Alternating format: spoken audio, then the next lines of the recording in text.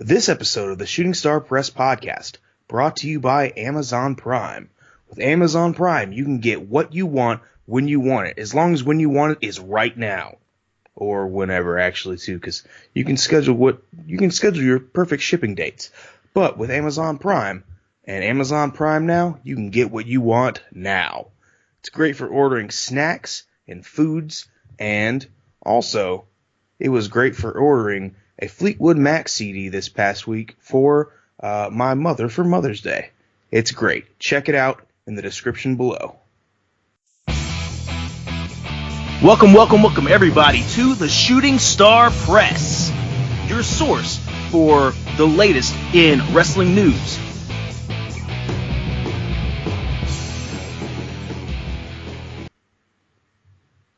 Howdy, everybody. Welcome to the Shooting Star Press podcast. That's right. It's the number one best podcast, at least in my mind, for all your information on combat sports entertainment, things like that.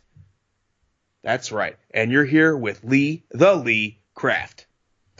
And we are here with the new face of the podcast world. He would like to be announced as the ace that runs the podcast place. That's right. He had the plague this past week, so he couldn't play. So now we're back, and we're stronger than ever. Ryan Cloud, how are you doing? Doing pretty good. Pretty good. Ready to get this thing on the road. Let's go. I can dig it. How's that plague treating you? You know, it's the plague. You know, things happen. But yeah, all is well. Yeah, you shouldn't have gone back to the 16th century and played with all them mice. It's a problem. Well, you know, it's a problem. Oh, well. Black Plague, Aleister Black. He needs a move called the Black Plague. That would be great. That would be perfect. All right. So let's get right into the news. I'm not DJ Keemstar. Don't sue me, please. We'll get us in trouble on our first week back, man. Dang. It's what happens. I can't help it. So, Ryan Cloud, what do you want to talk about today? There's been a lot of things that's happened since we were last on, but, you know, I think one thing that we should start off with is, and we all knew it was coming, but how about Adam Cole and the Bullet Club? Oh, you want to start there? Okay. That's where I'm starting. I can dig it. Yeah. We've had a whole lot of stuff going on in the past weekish, 2 weekish things. And I told you, I think the last thing I said last time we were on was that his contract was coming up that day while we were recording. But it might be going through my head, and I just kind of told you that. I'm not sure. I don't remember. But he went and talked to Stone Cold on Stone Cold's podcast. He said he wanted to be in WrestleMania. He wanted to go join NXT and all this stuff. And then his contract popped up, and he's been operating not on contract for a couple weeks now. So we knew he was going to be written off some way. And, yeah. Got an invitation to the Super Kick party. That's how he got wrote off. Yep. That's what happens. So we're basically assured that he is now going to NXT. Well, we don't know. He hasn't signed any contracts. He hasn't said anything. But in an interview with, I believe it was Wrestling Observer or Wrestling Illustrated, one of the two, he said he was, or it might have been Sports Illustrated. Either way, he said he was basically all but assured that he's going to NXT, but not in so many words and not exactly coming out and saying it. But I'm sure he's going to NXT. I mean, NXT would be a really good place for him to land. I mean, he's got his skill set, in my opinion, is kind of tailor made to that NXT style. You know what I'm saying? Mm-hmm. And I just like him. He's very charismatic to me. I mean, he fits the bill of a future WWE superstar. So that's right, baby. But yeah, I mean, I think an NXT contract is where he is what should be on the horizon for him. I mean, he could go full time to New Japan, but I just NXT should be where he goes. That's just me. Well, he's basically said he wants to go to NXT, and Stone Cold was pretty high on him in the show, and everybody seems to like him. We don't know what Vince feels about him, but we know Vince doesn't watch anything but WWE, so And it probably doesn't matter. And Adam Cole's not like 6'6", 300 pounds of pure muscle. Yeah. So Vince may be a little one-sided. Yeah. I mean, Adam Cole looks like a normal person, and so I'm sure he's going to wind up in NXT very, very soon. He's probably got a couple stuff that he's got to finish. I haven't watched War of the Worlds yet. I know that happened last night, and I didn't watch it. We'll probably be talking about War of the Worlds on our next podcast. Oh, yeah. Because, I mean, kind of the cutoff date for the stuff we talk about usually happens around Thursday. And then anything happens after that Thursday comes on to the next week. That's generally why we talk about the previous week's Ring of Honor stuff each week instead of that week's. Because sometimes we do it on Friday, sometimes we do it on Saturday. So sometimes we can't even do it. Never know. Sometimes we can't even do the Ring of Honor stuff for that week yet. So that's what's up. Yeah, this is just something that just blew up my feed. So I was like, this is definitely relevant. So we had to jump on it real quick. Oh yeah, definitely big movement happening in the indie world, and that's definitely something that's big. So on that, how many other Bullet Club people are going to join NXT and then main roster? Well, Adam Cole said he didn't really want to go to main roster, so just leave me on NXT. It's just where I want to be. I don't even want to go to main roster. That's basically what he said. But what does this mean for the Bullet Club? I mean, I know you said you haven't watched War of the Worlds. Do you know? Have you heard the replacement for Adam Cole? Do you know who it is? Yes. Okay. Yes. Okay. I approve. I assumed you would. I don't personally know him that well, but. Well, imagine, what was that guy? The gentleman. Oh, okay. Jack Gallagher. Imagine him, but not a goofy, let's make fun of the gimmick type thing, but a serious thing. Because, I got you. Gallagher, I'm pretty sure, was made just to make fun of Marty Scurll. Marty Scurll took over the reins as part of, well, he joined Bullet Club. I don't know if he's taken over the reins as leading Bullet Club in the U.S. As I said, I haven't watched it yet, but yeah, that's definitely a very good choice. And yeah. So imagine what's his face, Gentleman Jack Gallagher as a total BA dude instead of a goofy, let's make fun of this gimmick dude. Right. Aleister Black with an umbrella. Yeah, Aleister Black as Gentleman Jack Gallagher. That's a scary sign. Anyways, but as far as your question about the future of the Bullet Club and who may lead the U.S. I'm gonna call it U.S. brand. Works. What do you think about potentially Cody Rhodes taking up the mantle? I mean, okay, that is definitely. I need to stop saying definitely. I've said definitely way too much in this just little segment. You definitely have. I'm just absolutely Cody Rhodes. He's got a persona of being like a lone wolf kind of guy that is just associated with Bullet Club, but I have a suspicion that he could very well run it without much of a problem at all. And he's got the rep, so he's already got that heel rep that's great for it. Exactly. I think he would probably be the best choice just because everybody does know who he is and he has built that heel rep since exiting WWE. But then again, I don't know how the Bullet Club would feel about an ex-WWE superstar kind of coming, taking over the reins. They may not want that mark on the Bullet Club, if you get what I'm saying. But I think it'd be a good choice.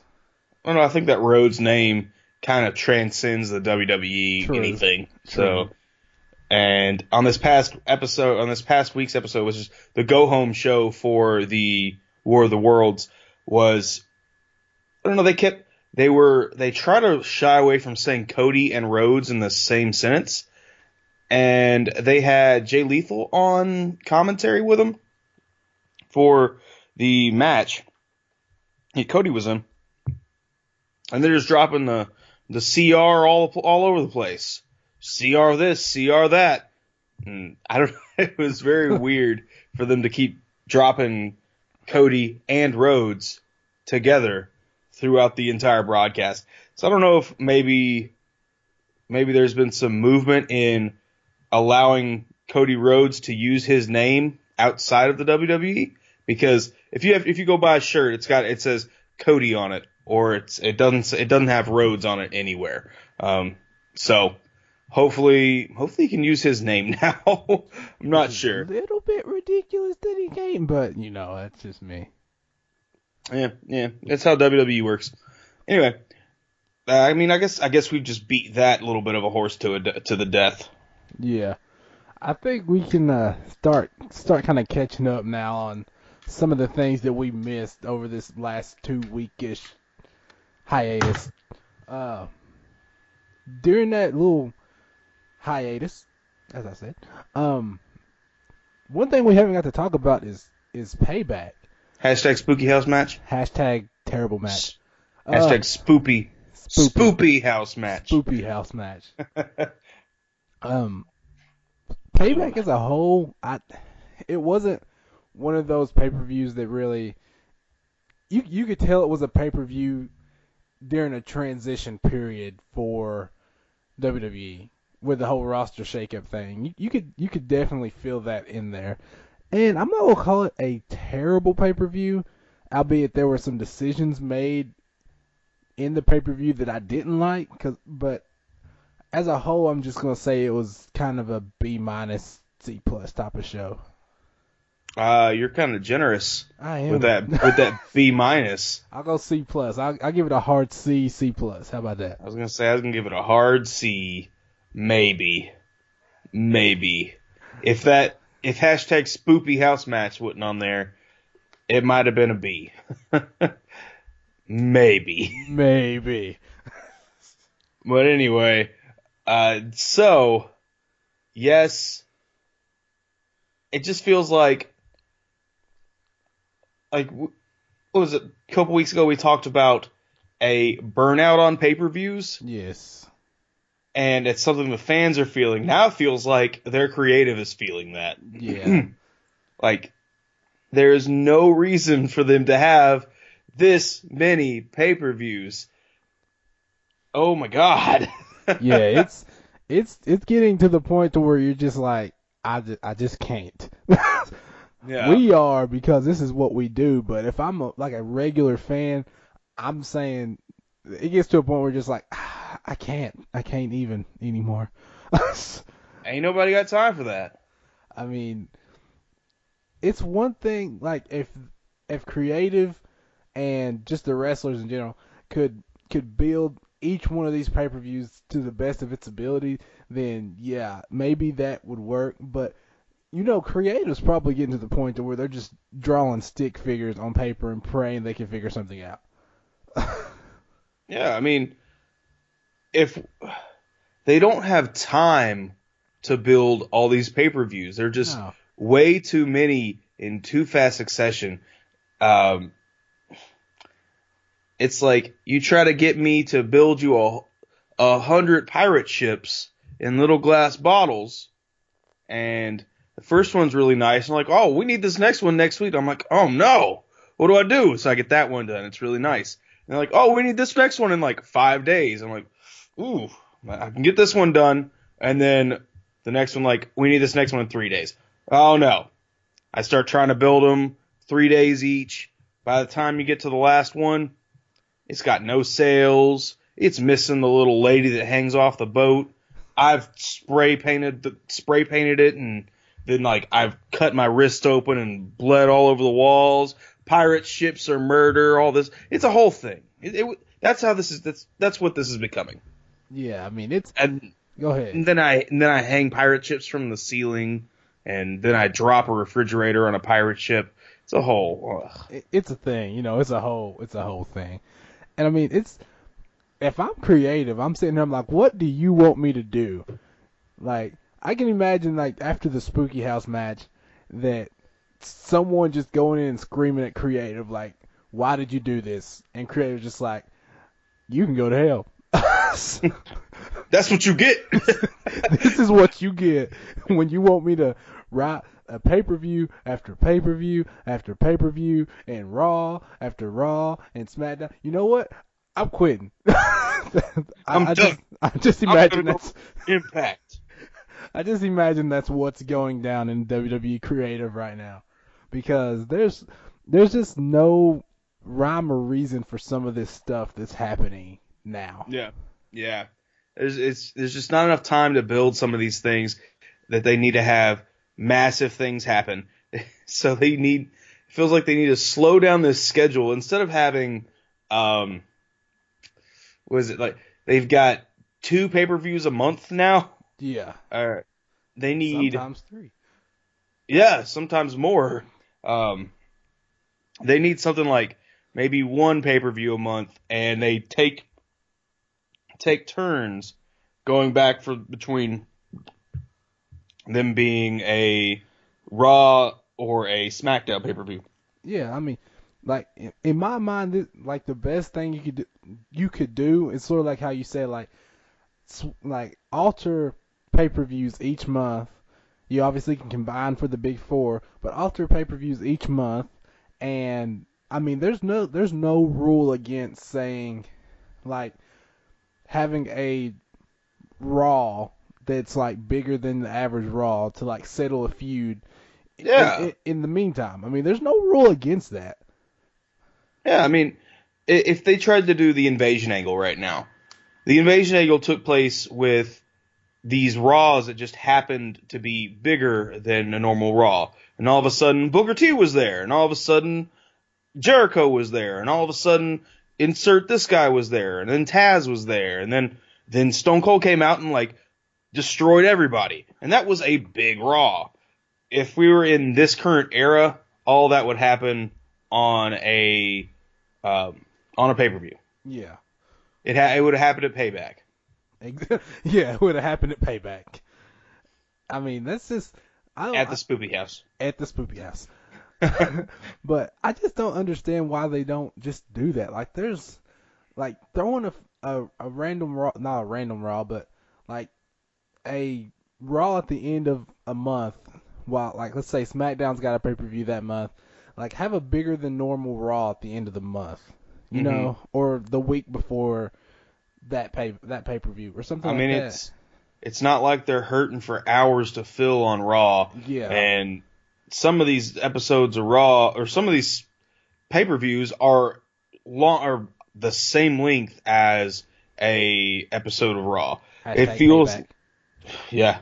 It feels like they are just big episodes of Raw or just a normal episode of SmackDown or whatever. Yeah. Yeah, I mean, it's a thing. It's a thing. At least on the weekly show, they haven't started doing what GFW's version of Anthem by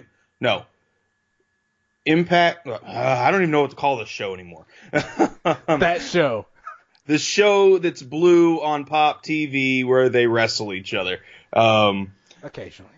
Sometimes, or they're just a clip show now, because they'll do whole episodes. They'll do basically. I think this past episode, what they did was they showed the entirety of a match from the week before, and just filled. And it was like a big. It was like a Broadway match, a big match, like 20-minute match or something. And they showed that entire match again last week before these two guys went back in there and basically did the same match. I think it was Magnus versus that other guy, whoever. The guy that's the current holder of the Global Force Wrestling belt. Yeah. They basically showed that full match before Magnus went on to fight Alberto El Patron this week. And I was like, why are they showing this whole this whole match again? Fill this time with something that is helpful. If you want to recap something, do it in short little bursts. Don't just do the whole episode or basically the whole episode again. It's lazy. And at least they're not doing that yet. And I'm pretty sure we're gonna get close to that pretty soon with the way that everything's kind of being run. And that is disheartening. Yeah, I mean, and the fact is, if they keep this pace up, creative's going to eventually run out of ideas, which apparently they already have. And I mean, that's just something that they're going to have to do to fill time, and it's not something that anybody wants to see. I know I definitely don't want to. Hashtag Ron Cloud for creative. Hashtag Ron Cloud for creative. But back on track for a little bit. We'll just kind of run through some major, I guess we could say, highlights of Payback. We don't have to. We're not going to dig into the whole pay-per-view because it was 2-ish weeks ago. And that's like 3 years in wrestling terms now. Yeah, like next week there's another pay-per-view. So. Yep. Backlash. Backlash. But it might be more like a backrash. I don't know. We'll find out. We'll find out. Might have to put some cream on it. I don't know. But but the thing that stuck out to me the most at Payback was just the continual rise of Braun Strowman. Like he has grown into a absolute superstar for the WWE, and I don't know how. It's just actually I take that back. I do know how. It's because people hate Roman Reigns so much that they love the guy that destroys him, and that just so happens to be that guy. Yep. His name. We're just not gonna say his name anymore. We just gotta every time we say it. Anyway, yeah, that is definitely why. I'd say it again. It's your favorite word. What can you say? That is absolutely the reason why he is so big in the minds of the people. He walks out. He's going to be the new People's Champ because he beat up the cousin of the People's Champ. That's the only reason why. Truth hurts. Truth hurts. It hurts about as much as a Superman punch hurts him. Yeah. But just he's just the biggest draw on Raw right now, Braun Strowman, that is. And well, yeah, because he's like 7'4" and like 3 billion pounds. Of course, he's the biggest draw. Well, you know what I mean. People are actually coming now to see what Braun Strowman's going to do, is what I'm getting at. Mm-hmm. And I mean, if he keeps riding this momentum, I mean, Backlash wasn't the starting point, but it was definitely a high point for Braun Strowman in that regard. Yep. What do you see his ceiling being as a superstar? Just how he's grown so fast, and what we've seen from him at Payback and the weeks after that. Where do you see his ceiling? Well, he can only beat up Roman Reigns so many times before people get bored. Well, I say that, but I have a feeling that people are going to enjoy watching him beat up Roman Reigns For a while. a whole bunch more. But you can only do that so many times, even if it is something that is really, really good. I mean, you can only play, it's like in the 80s, you can only play Pac-Man so many times before you're like, I got to go play some Galaga now. Even though I do love me some Pac-Man. And then you're like, sitting there playing Pac-Man for 3 days. You haven't showered, you start to smell bad, and then people start like complaining about it. And that's eventually we're gonna hit that point. I don't see that point happening yet, but soon. Well, I want to say soon, but I have a feeling it's not gonna be as soon as I am predicting. But soon we're gonna need to start playing Galaga. Yeah, I mean, once this whole Roman Reigns saga is over with, he's probably going to move on to a title shot with Brock Lesnar. And that's where things are going to start getting a little interesting in my mind for WWE creative and just the decision makers, because you've taken the time to build Braun Strowman up using Roman Reigns as a puppet. Then you're going to have Strowman, Lesnar. I don't know who the crowd's going to get behind, probably Lesnar. And like, do you want to, in that match, do you want to tear down what you've took time to build so long? You know what I'm saying? Like, do we want to see Brock Lesnar run through Braun Strowman? Is that something we want to see? Or do we want to see it actually be a competitive match? Well, I don't know how competitive the match would be in general, but I don't know. It seems like when it comes to Brock Lesnar, it's going to be up to Brock Lesnar. If Brock Lesnar feels like Braun Strowman has made himself good enough, then it's going to be it won't be a squash. It'll be a really good match. If he doesn't think so though, he's just going to F5 him like 20 times, and they're going to start counting it on the Titantron like they did to Dean Ambrose. So that's and that was all Brock Lesnar's idea, was him just destroying Dean Ambrose like that. So that takes us back to that Dean Ambrose's lazy thing we talked about a couple weeks ago. But yeah, like of course, I don't know. It feels like if they don't put if he doesn't win the match, not necessarily move the belt, but if he doesn't win the match, then it feels like it kind of hurts his credibility. Even though he could go in there and lose and still have that credibility. If it's a good match, if it's like a 20-minute Broadway, 30-minute Broadway, then he stays in it and doesn't like get gassed or anything, and it doesn't start looking like a craptastic match like Goldberg Lesnar from a while ago, then we could see his stock continue to rise. Do they put the belt on him? I don't think so.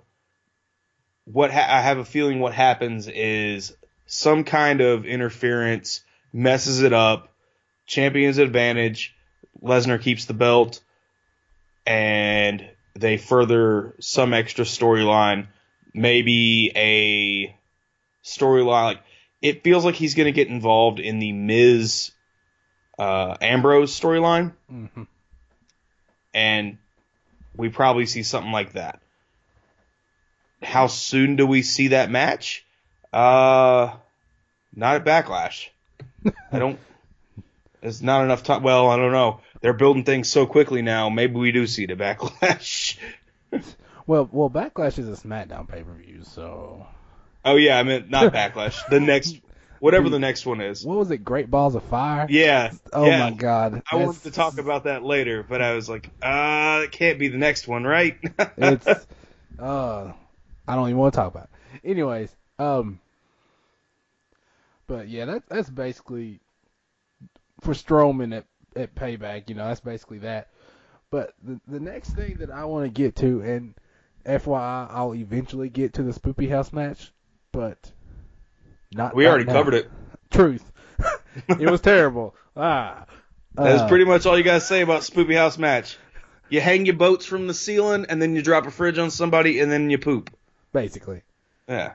Basically. But it's for sale. What? The house is for sale. Oh, yeah, it's for sale. It's going for $35,000. $35,000. And how much did they pay to get it? Like maybe $1,000? Probably. It's been sullied. Yeah, it's. But I digress. Let's see. The next thing, Chris Jericho beating Kevin Owens. Is that what we want to talk about? Let's just cover that whole saga, so we can skip. So we don't have to deal with. We'll deal with the Fallout and that. Okay. So, yes, that I enjoy. Anytime Jericho is in the ring, I enjoy it. It was a good match. Yeah. It wasn't. It wasn't like an excellent match, like not a 5-star Dave Meltzer's stamp of approval, fanfare, and all that stuff. But it was a good match. I enjoyed it. And then we got Chris Jericho on SmackDown. Yeah, which I found was very interesting. I guess they just kind of wanted to bring Chris Jericho over to SmackDown because it gives it a little bit of extra boost. But I liked the match too. I mean, they went to a lot of callbacks from their WrestleMania match and everything. Mm-hmm. So I like that personally, but yeah, Chris Jericho on SmackDown, it brings some opportunity for him when he comes back from his tour with Fozzy. I mean, I'd be interested in seeing another AJ Styles Chris Jericho bout. Yeah, I hope we see a return of Y2AJ. I'd love to see that. Well, given SmackDown's tag team division, you never know. AJ Styles wins the new SmackDown SmackDown Grand Slam. He wins he can win the title, all 3 of the titles that are on there. He can even win the women's title. His hair is long and luxurious enough. Truth. I'm down for that. But yeah, so that leads to them bringing him on SmackDown, and Kevin Owens was not too pleased about this. Kevin Owens was he was a little perturbed to say the least. Possibly. He looked pretty happy. He did a little bit of damage. Yes. Ring posts are not meant to be used that way. It's painful. It's a painful thing to watch, and that takes Jericho off TV for a while. He's got to recoup. While he is recouping from all of these injuries that are basically horrible, he will be on tour with Fozzy, and the tour actually seems like it's going to be pretty short, but we're not sure if he's actually coming back. Still, let's put that out there. We don't know if he's actually coming back, but he has been booked for a house show in Tokyo, Japan on June 27th. January, February, March, April, May, June, July. July 27th. Sorry.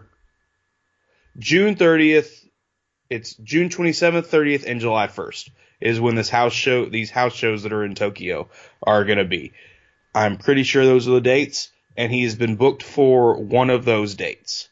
So we know he will be at least at a WWE event on those dates. Other than that, we don't know anything else about anything else with him. Right, and it could just be just a thing where Jericho loves Japan and loves giving back to Japan. It could be that type of thing, and then he goes off again. Mm-hmm. But yeah, I'm hoping he eventually comes. I mean, I'm hoping he comes back sooner rather than later. But comes back as GM. Head of creative. Now that would be amazing. Yeah. Jericho is head of creative. That things would probably be a lot better. In theory. Yeah, if they do what he says.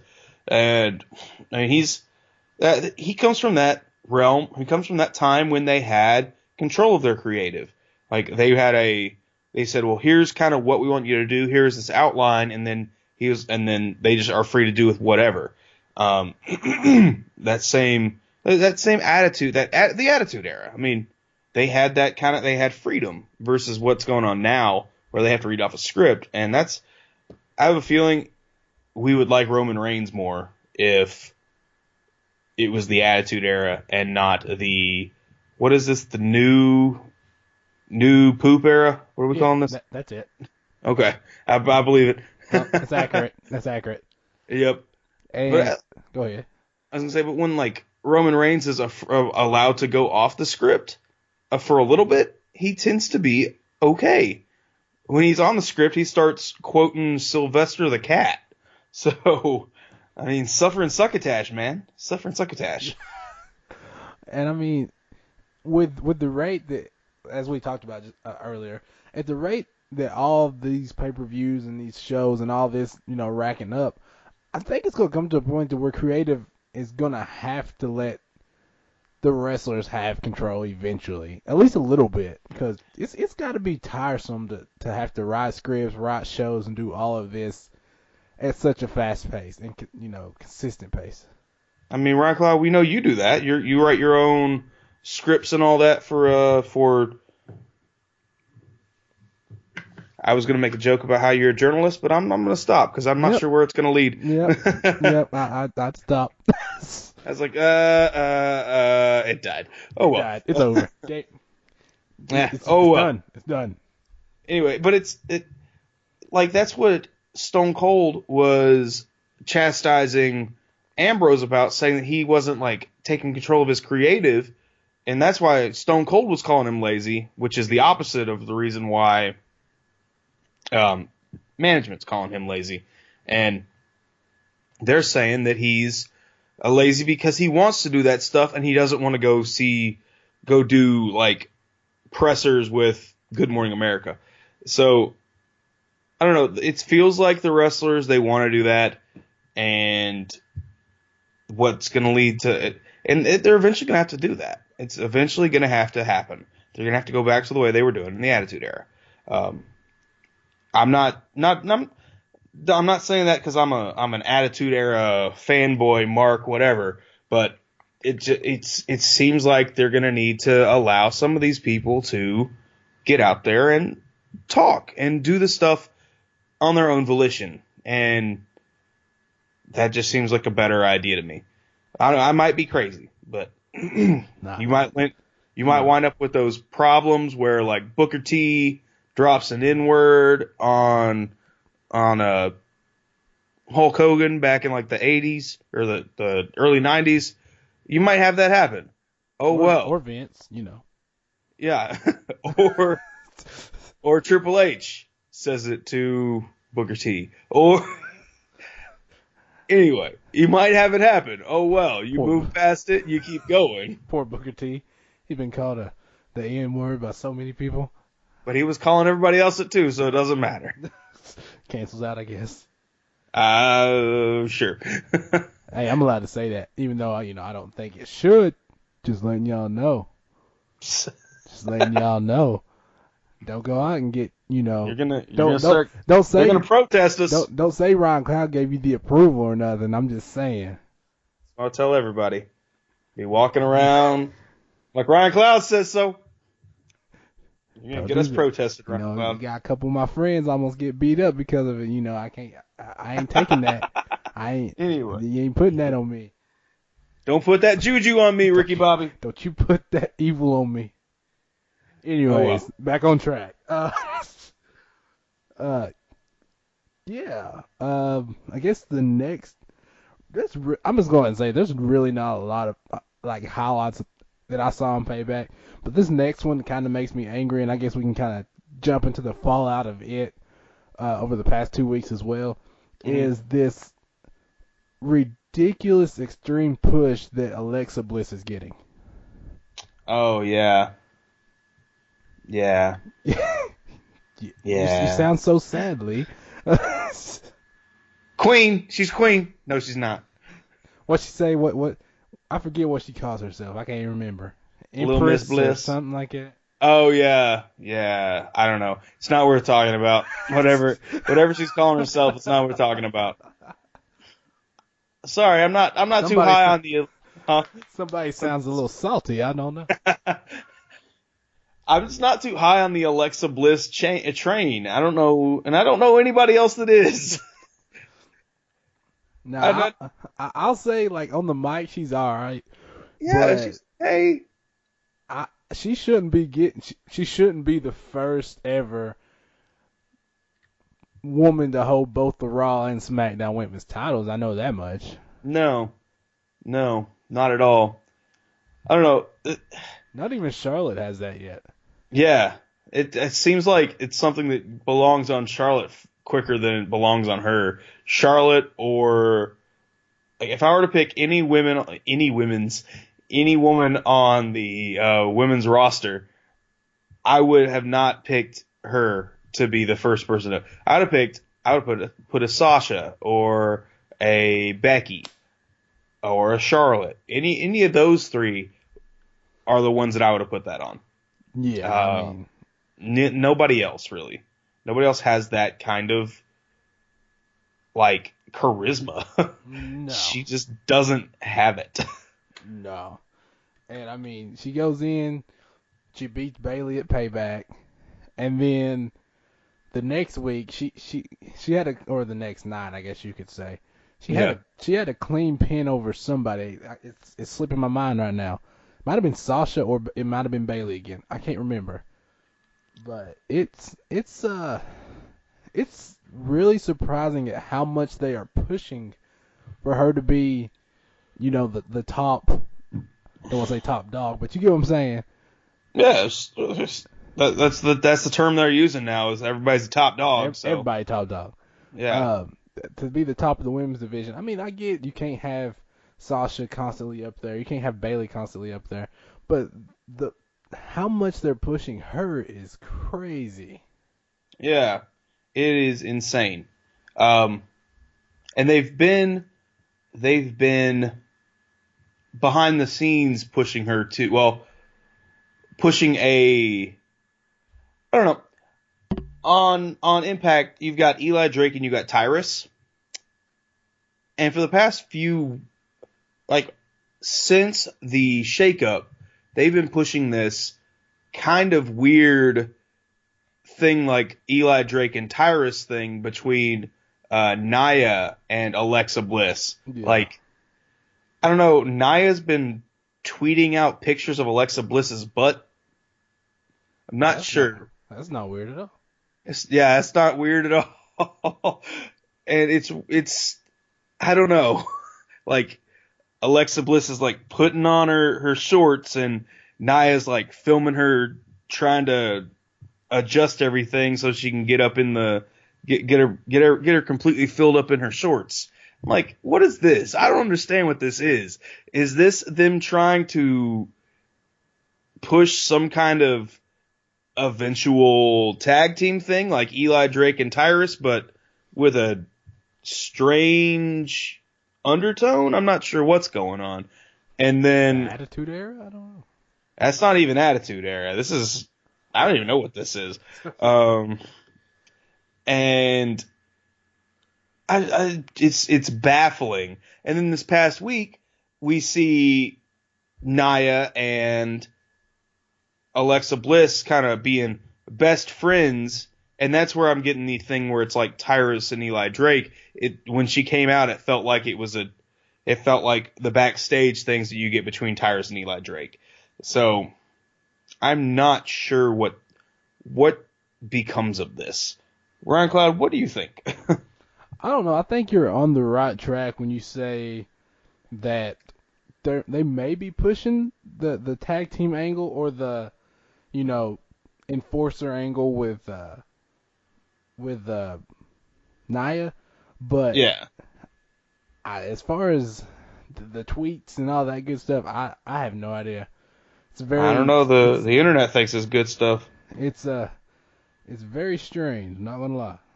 I Yeah. mean, that's pushing kayfabe a little bit, you know. Oh, didn't mean to hit that. But yeah, that was my sound of pushing kayfabe.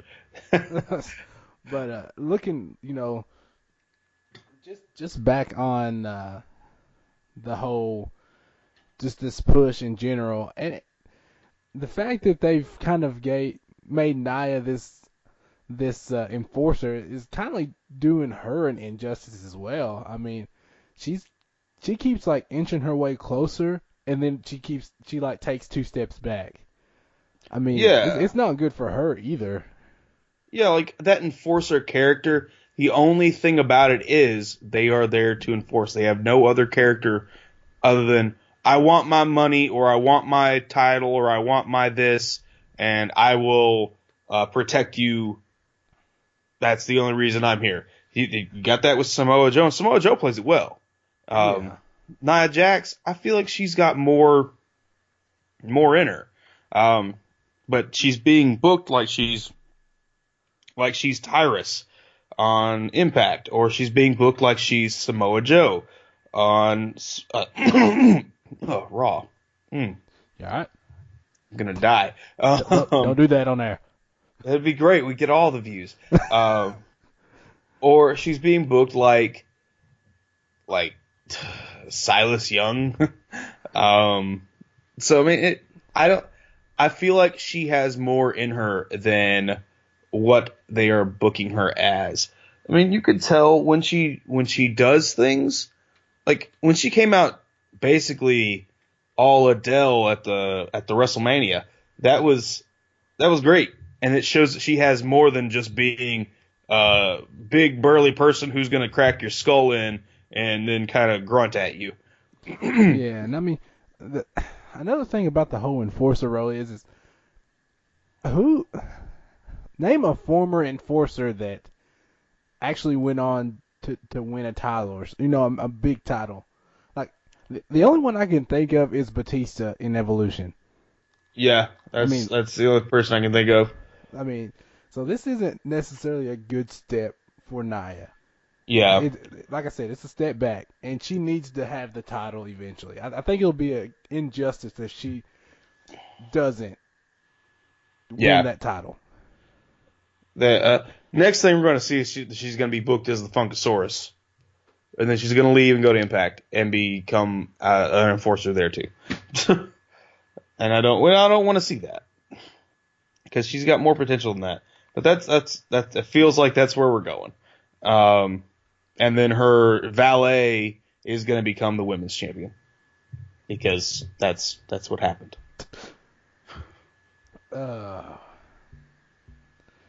Good old stuff. Anyways. Tyrus and Naomi. Yes, Tyrus and Naomi.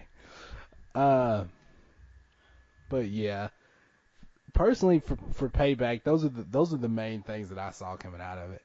Is there anything else that you can think of that you feel is something we need to talk about from Payback?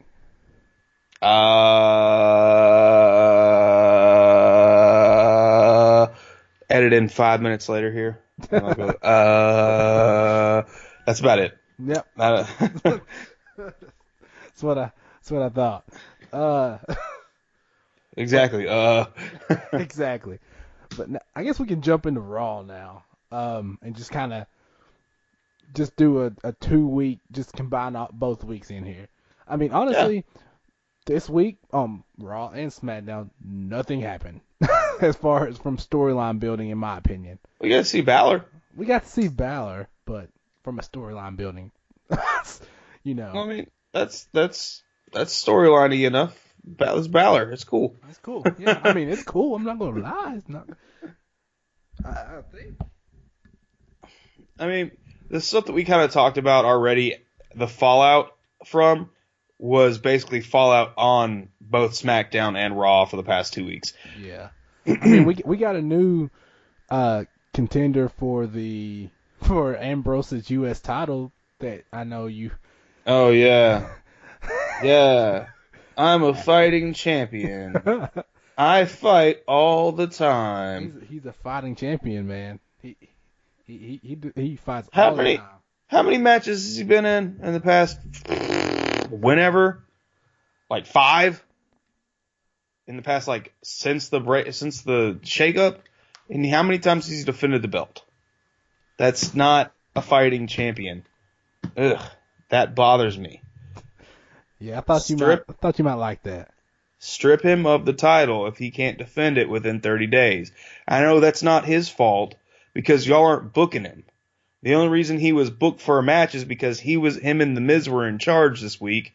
So he booked himself. Well, he didn't book him. Miz booked him in a match. But I mean, if him and Miz are booking this week, and he books The Miz, he knows The Miz is going to book him in a match. So that's the only reason he was in a match is because he booked it himself this week. And I know the booking is not up to the wrestlers; it's up to the GM and the creative and the booker and the matchmaker. So I mean, it's not like he is choosing to be lazy. They are making him lazy. So that bothers me that he keeps saying he's going to be a fighting champion, but it's not his fault that he's not a fighting champion because they're not booking him for anything. True. And I will say, while the title's been on Ambrose, that it has lost a little bit of the luster that the Miz spent time building. But I mean, I was really surprised that they decided to go with the Miz Ambrose route, because haven't we kind of been here before? Yeah. I mean, it's SmackDown on Raw, basically. All they did was they just picked up the feud that was going on Raw or on SmackDown before this little feud that went on that Miz was doing with Cena. They just picked that feud back up, moved it back, and just moved it to Raw. And I mean, I get it, kind of, but you kind of, with this, when they mentioned Superstar Shakeup, you got the impression that we were going to see some new things. And Yeah. I don't think we've really seen anything new since the Superstar Shakeup. Have you? Nope. I mean, the same things that were going on before said shakeup are still going on, and we've not seen anything new. Well, there I'm gonna jump over to the blue brand, but in SmackDown we've seen a little bit of new. Well, we see Charlotte as a face. Tweener faces. That's new. Yeah, I mean that's the problem with doing this over a couple weeks. I just want to jump back and forth, so there's not really much of a structure this week.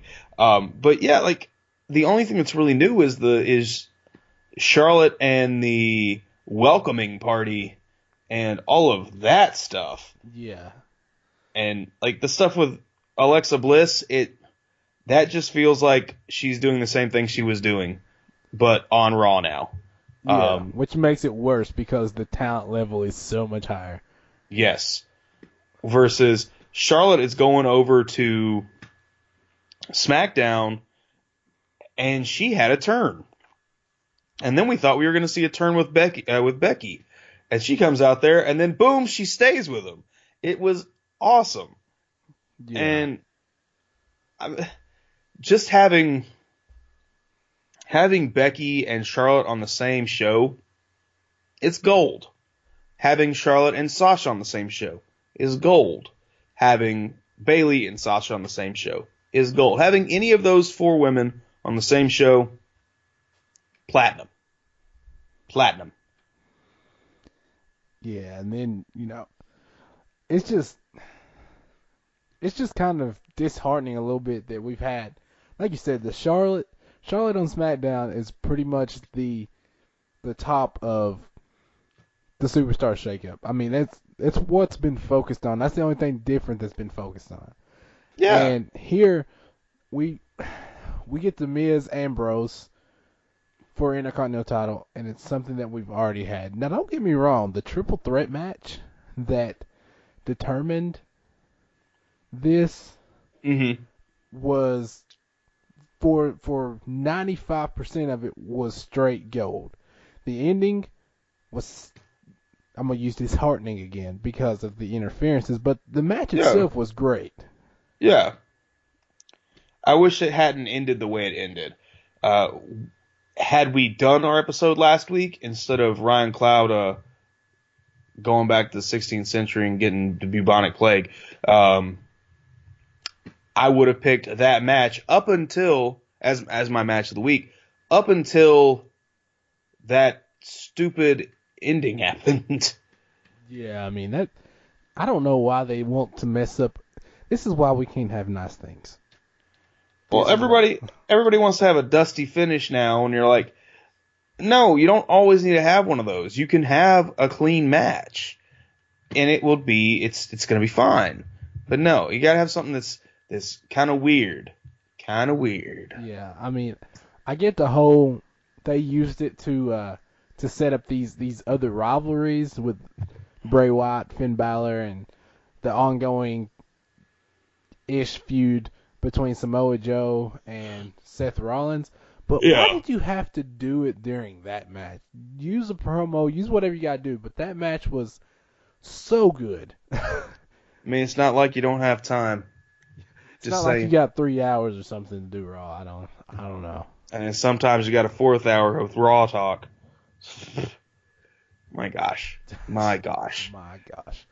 Anyways, one thing we did see that kind of surprised me, I kind of got an idea that we were going to see this eventually, but what about the Sheamus Cesaro heel turn?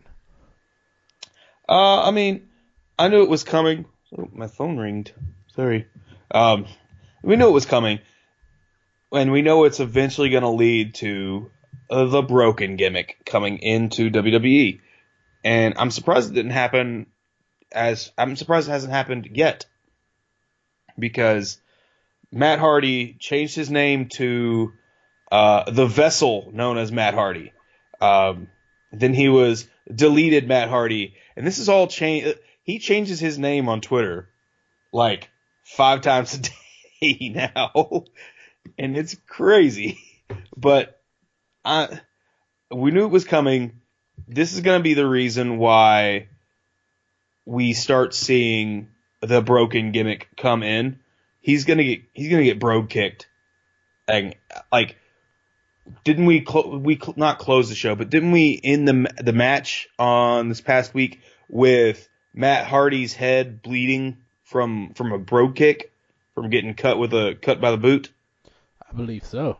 Yeah, I have a feeling we're gonna start seeing this, and I don't have a problem with them being the reason why, because they were trying to be nice and all that stuff and sportsmanlike, and then Matt Hardy went on a rant on, I don't know if I call it a rant with quotation marks, about how he's sick of this sportsmanlike conduct. So it's his own fault. It's own fault. He said, I'm sick of it, and they're like, well, okay, I guess we'll stop being sportsmanlike. And then they were like, let's destroy him. And that's what's going to make Matt Hardy snap. Yep, hopefully, he's going to be broken. Hopefully, it'll break him. Hopefully he's broken and not whatever that other word they were using 2 weeks ago, right before Backlash happened. I mean, all signs point to that gimmick showing up eventually. Even the silent delete sign, so you know they don't get in trouble. They just let the fans say it. Yeah, oh yeah, they're doing it, but they're not. They're doing the little hand motion, but they're not saying delete. Yeah, they're letting the fans take over. They're like, we know, they know what we're doing. Yeah, it's great, and it's gonna happen very, very soon. And I'm sure this brogue kick to the head that led him being pulled out of the ring by the refs with a bloody spot on his head. I'm sure that's going to be the reason why. Yeah, but I'm happy the Hardy Boys are back. Obviously, I'm happy the Hardy Boys are back. But the Sheamus Cesaro heel turn also gives us a little bit of freshness in the division. I like it. Now, I will admit that I feel like a year from now, they probably shouldn't be a tag team anymore. If I was to jump forward a year, but for right now, I can dig it. Well, I mean, they don't have a very long. They're not going to have a very long shelf life. I don't think so, because they are too. Both of them are too well as or work too well as singles guys. And if they started doing single stuff and tag team stuff, I wouldn't have a problem with it. Like, let's say they have a tag match, and then later that night, Cesaro also has a match in, I don't know, against a Sami Zayn type person, or a, I don't know, somebody that's on that level. So it's not too taxing, but it's not like a top card thing. And they're upper mid card. Then when they're singles and when they're tag teaming, they're lower upper card. If you get what I'm saying. Yeah, I get what you're saying. Smell what I'm cooking. I can smell what you're cooking. I don't know how. I'm like 100 miles the other way, but it happens. I mean, it's cool. Don't worry about it. It's that super strong top dog nose that everybody's got now because everybody's a top dog. All right. Pretty much. Well, I mean, you can't stop talking about Raw and leave out the Architect. So I guess we can kind of wrap up Raw with talking about the Kingslayer, who is Seth Rollins. But Seth Rollins. Yeah, Seth Rollins. I see what you did there. Yeah, you see me? You feel me? Yeah. Me? Okay. Anyway. This whole feud with him and Samoa Joe, I don't know. It may just be me. But I'm not really feeling it the way I feel like I should. Yeah. Like, it feels like this is something that is supposed to be important, but it's kind of it's just not anymore. Yeah. It's basically like you've played video games. You know how video games work. You've gone in, you've beat the mini boss, the underboss, the guy, the mid-level guy, and then you went on and you fought Metal Man or whatever. So you're like, yeah, I won the match, I won the game, and then you're in the next level, and all of a sudden the same mini boss is back. You're like, didn't I just beat this guy? That's what this feels like. It feels like they're just recycling assets in video games is what this feels like. So and the mini boss isn't getting any stronger. Yeah, because he's still the same mini boss. They're just recycling him from the last game or from the last level. So you're like, well, now I know how to beat him. It's gonna be boring. So let me just beat him real quick. And that. I shouldn't feel that way about Samoa Joe. Exactly. And like, just using that same analogy, this whole feud between, Samoa Joe, Seth Rollins, it kind of feels like Seth Rollins has already beat the final boss of the game. Yeah. Like midway through the game, and the rest of the game is just him fighting mini bosses. I mean, he's already beat Triple H at the biggest stage of them all at WrestleMania, and now he's just kind of fighting this enforcer who is essentially protecting an invisible person because Triple H don't show up. Yeah, it's like in one of the X-Men games, you got to fight your way in. You beat Magneto. This place starts to blow up. Then you got to fight your way back out. And I'm like, why the place is blowing up? Why am I fighting these people? They should be running. They're free. And that's what this feels like with Samoa Joe. Samoa Joe should be like, now I can go be a face. I don't know if I'd want Samoa Joe as a face, but it opens him up to be like, now I can go do something else besides protect Triple H. I could go open an ice cream stand and ride an ice cream bike to the stage and have Joe-sicles. That'd be great. Yep. And then he could like have Josicle, Popsicle, New Daysicle off between him and the New Day and see who sells the most. This would be a great mini game in the next WWE video games. It would be great. And that's what separates us from all the other wrestling podcasts. That's what you get. You get Samoa Joe, New Day, Popsicle off. Yeah, it would be awesome. But I mean, and then at WrestleMania next year, they have a fight with popsicles, giant popsicles. There you go, creative. Ice cream match. It's like a dumpster match, but with ice cream. But I mean, exactly. Got me all off track thinking about popsicles now. I know how you work.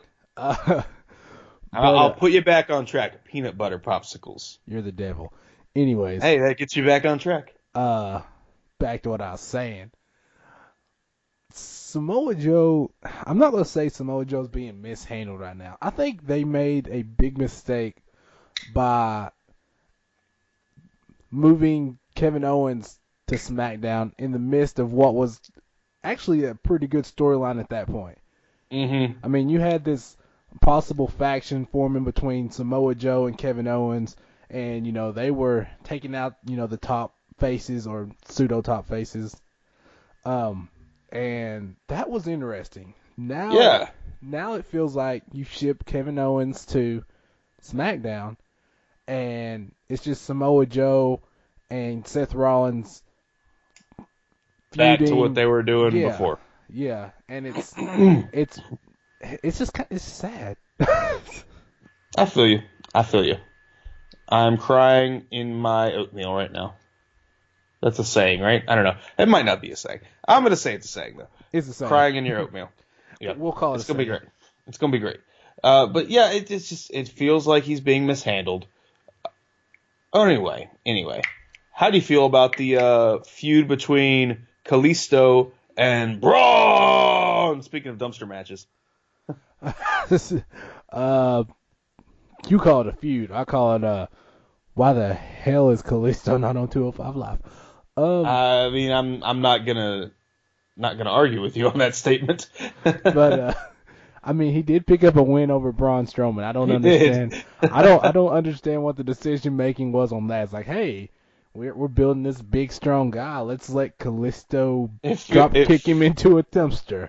It feels like it was a mistake. Like that drop kick was not supposed to make Braun fall into the dumpster, because the way Braun fell in, he just kind of like slipped. He looked like he just slipped off the ring and landed on his feet. So, oh, crap. And then he commenced in destroying Kalisto, but, I guess it kind of helped in that sense. Helped make him look a little stronger by beating up a tiny man. I don't know. I mean, yeah, I think the point was just for him to throw him back in the dumpster, and he slipped off the apron, because that apron, what it is it's a piece of fabric over a piece of fabric that is wrapped around a piece of metal. So, and that fabric that is on the apron it's slippy. It's like plastic. It's like the stuff they make flags out of, and that stuff can get slippery. So I have a feeling that that's kind of what happened. And they're like, oh crap, what do we do? So let's make this a feud. with Kalisto like calling out Braun Strowman this week, and yeah. But yeah, that was basically, that's all I really wanted to say about that. It just seemed like it was a botch. Oh man, poor Kalisto, just being misused like a mug. Yeah. Anyways, but we also saw, didn't we see Sin Cara this week too? Did we? Yeah, we did. We did. It was this week or last week? Yeah. I don't know. It's Sin Cara. Anyways,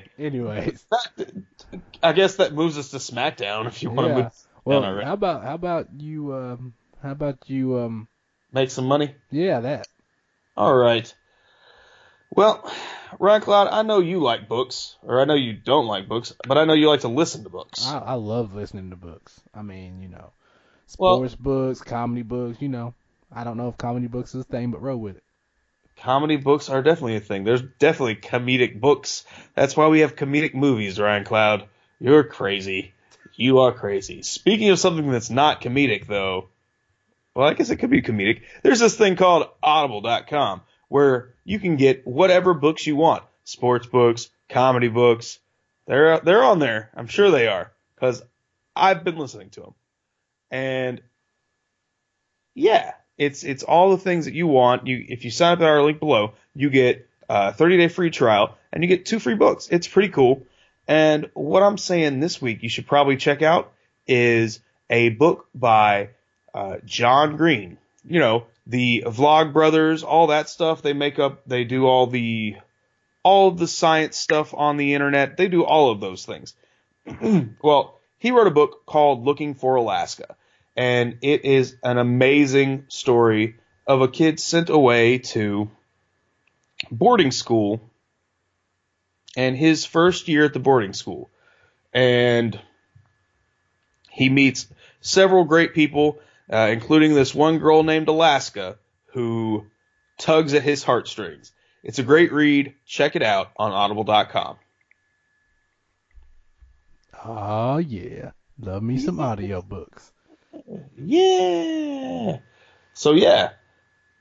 Speaking of Alaska, well, that has nothing to do with Alaska. Speaking of SmackDown, what's up with SmackDown, Rankla? I guess the main thing about SmackDown is probably the main thing that's been,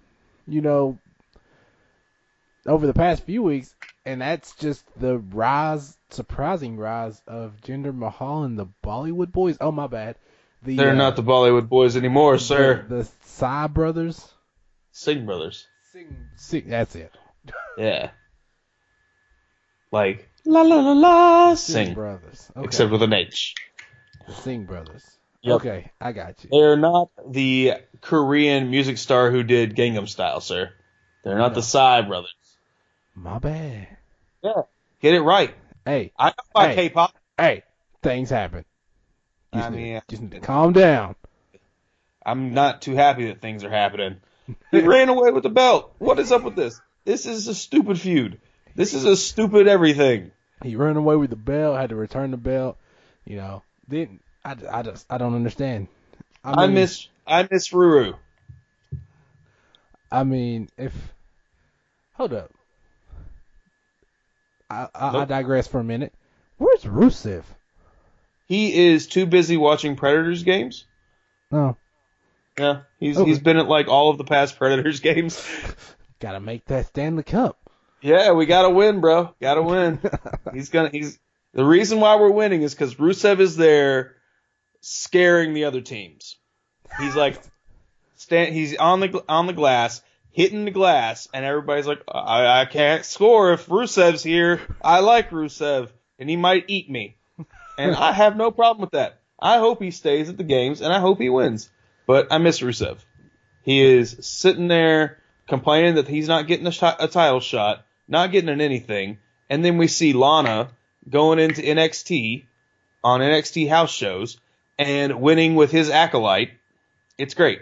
It's great. I want to see Lana and him come in and beat up Jinder Mahal.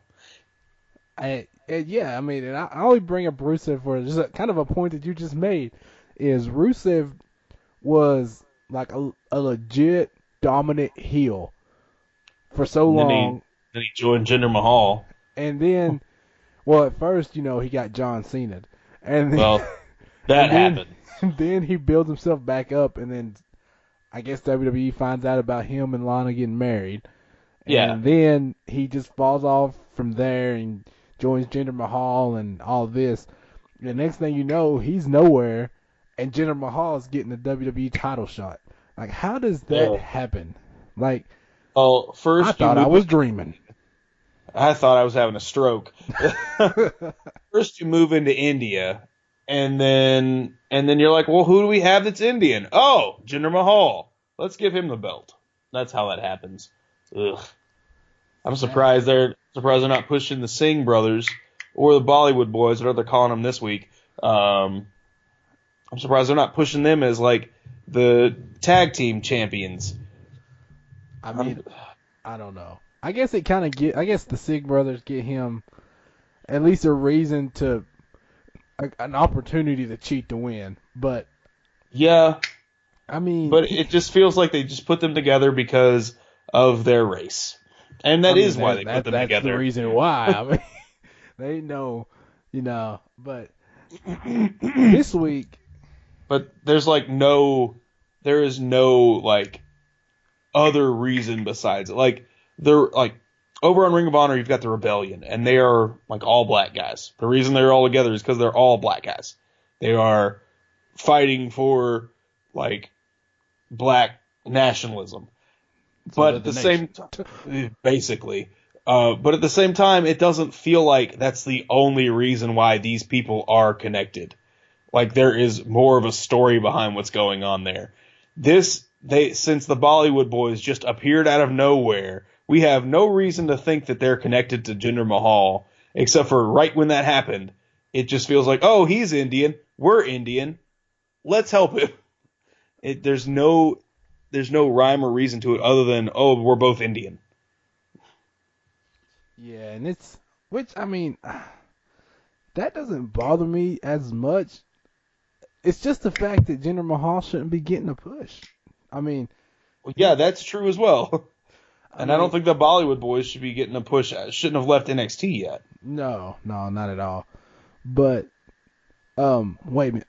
Just a clarification to make sure I'm thinking right. They were in the 205 the 205 tournament, correct? The Cruiserweight Classic? I feel like they were. I think they were, but I don't remember off the top of my head. Anyways, that's neither here nor there. But I mean, this week, they're really like trying to make him seem like a legit contender because this week, I mean, he pinned Randy Orton in the ring 1, 2, 3. Clean. Yeah. I mean, clean. And, I mean, it bothers me. I mean, but yeah. And I get why they did it to help build the feud and to make him look legit. But to me personally, I can't get past the fact that he's Jinder Mahal. I just can't get past that fact. Yeah, like, it doesn't make any sense. Like a month ago, he was getting jobbed to I can't even remember who it was, but like a month ago, he was getting Kurt Hawkins. Probably he was getting jobbed to somebody, and then out of nowhere, he's probably had like a losing streak.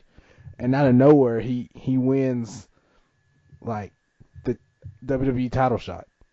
Yeah. And now he's beating Randy Orton. It's like a switch was flipped. it's like the the Golden Truth. They said, "Oh, your win-loss record is too bad, so we can't allow you to even compete for the chance to be that." Then why is Jinder Mahal competing for that? Because his win-loss record is abysmal. I mean, they brought Jinder Mahal back, and people are like, "Who?" Like it didn't make any sense. Oh, you were the bad guy in the not bad guy, but you were the poopy guy in the 3-man band. Yeah, that's 3MB. Great. Thanks for coming back. Where's Curtis Axel? I mean, it's he's crazy. on main event getting beat up. Yeah, I mean, this whole thing is just it's crazy, and I don't think, hopefully, WWE creative isn't, or whoever makes the main decision on this, isn't like, let's give the belt to Jinder Mahal, because that will almost single-handedly kill SmackDown's momentum right now. Well, we know they're going to, because it's not WWE, or it's not SmackDown's creative that's calling for this. This is definitely WWE marketing department calling for this, because they just expanded into India, and they were like, well, we've got to put it on, we've got to have them have an Indian champion. It's the same reason why they put it on that dude. You know who I'm talking about. The Indian dude. You're talking about the Great Khali. Yeah. Great Khali is the wrestling impresario of India. That's crazy. and that was like them making inroads into India, even though they hadn't actually expanded into India yet. And then on the last, I guess it was Backlash, they had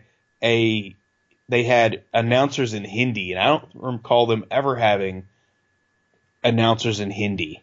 I think that's the first time I've ever seen that. So we know the whole reason why they're doing it. And they've got to get the belt on him. They think they've got to get the belt on him for the Indian people to enjoy watching the show. So I don't know how long that means they're going to have the belt on him or what, but you don't necessarily have to have somebody have the belt in order for the show to be interesting. And they don't even necessarily have to feud over a belt for the show to be interesting. I mean, look at Ring of Honor with Bullet Club.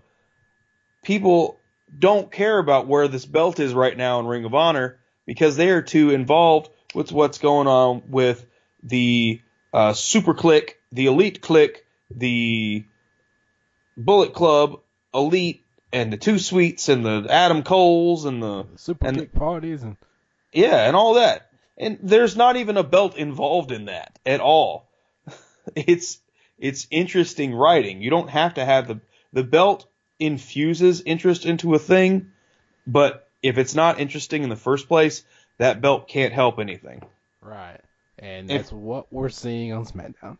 Yeah, and if the Bollywood Boys and Jinder Mahal built something before them just kind of showing up and helping him because he's Indian, then there would be something there. I might be interested. Right. But at this moment, I don't care. No. And, I mean, there's just really nothing to care about at this point. I mean, it's a bad setup. And the fact that Randy Orton's champion doesn't make it any better. It might make it a little worse because I think people are relatively tired of Randy Orton holding a title. But that's just me. Yeah, but and the fact that if Jinder Mahal beats Randy Orton, that's really bad. That's not going to look good. It doesn't help Jinder Mahal's stock. All that does is hurt Randy Orton's stock. Yeah. Because nobody wants to see that. No, not at all. But you know what people do want to see? Charlotte Flair win the women's title?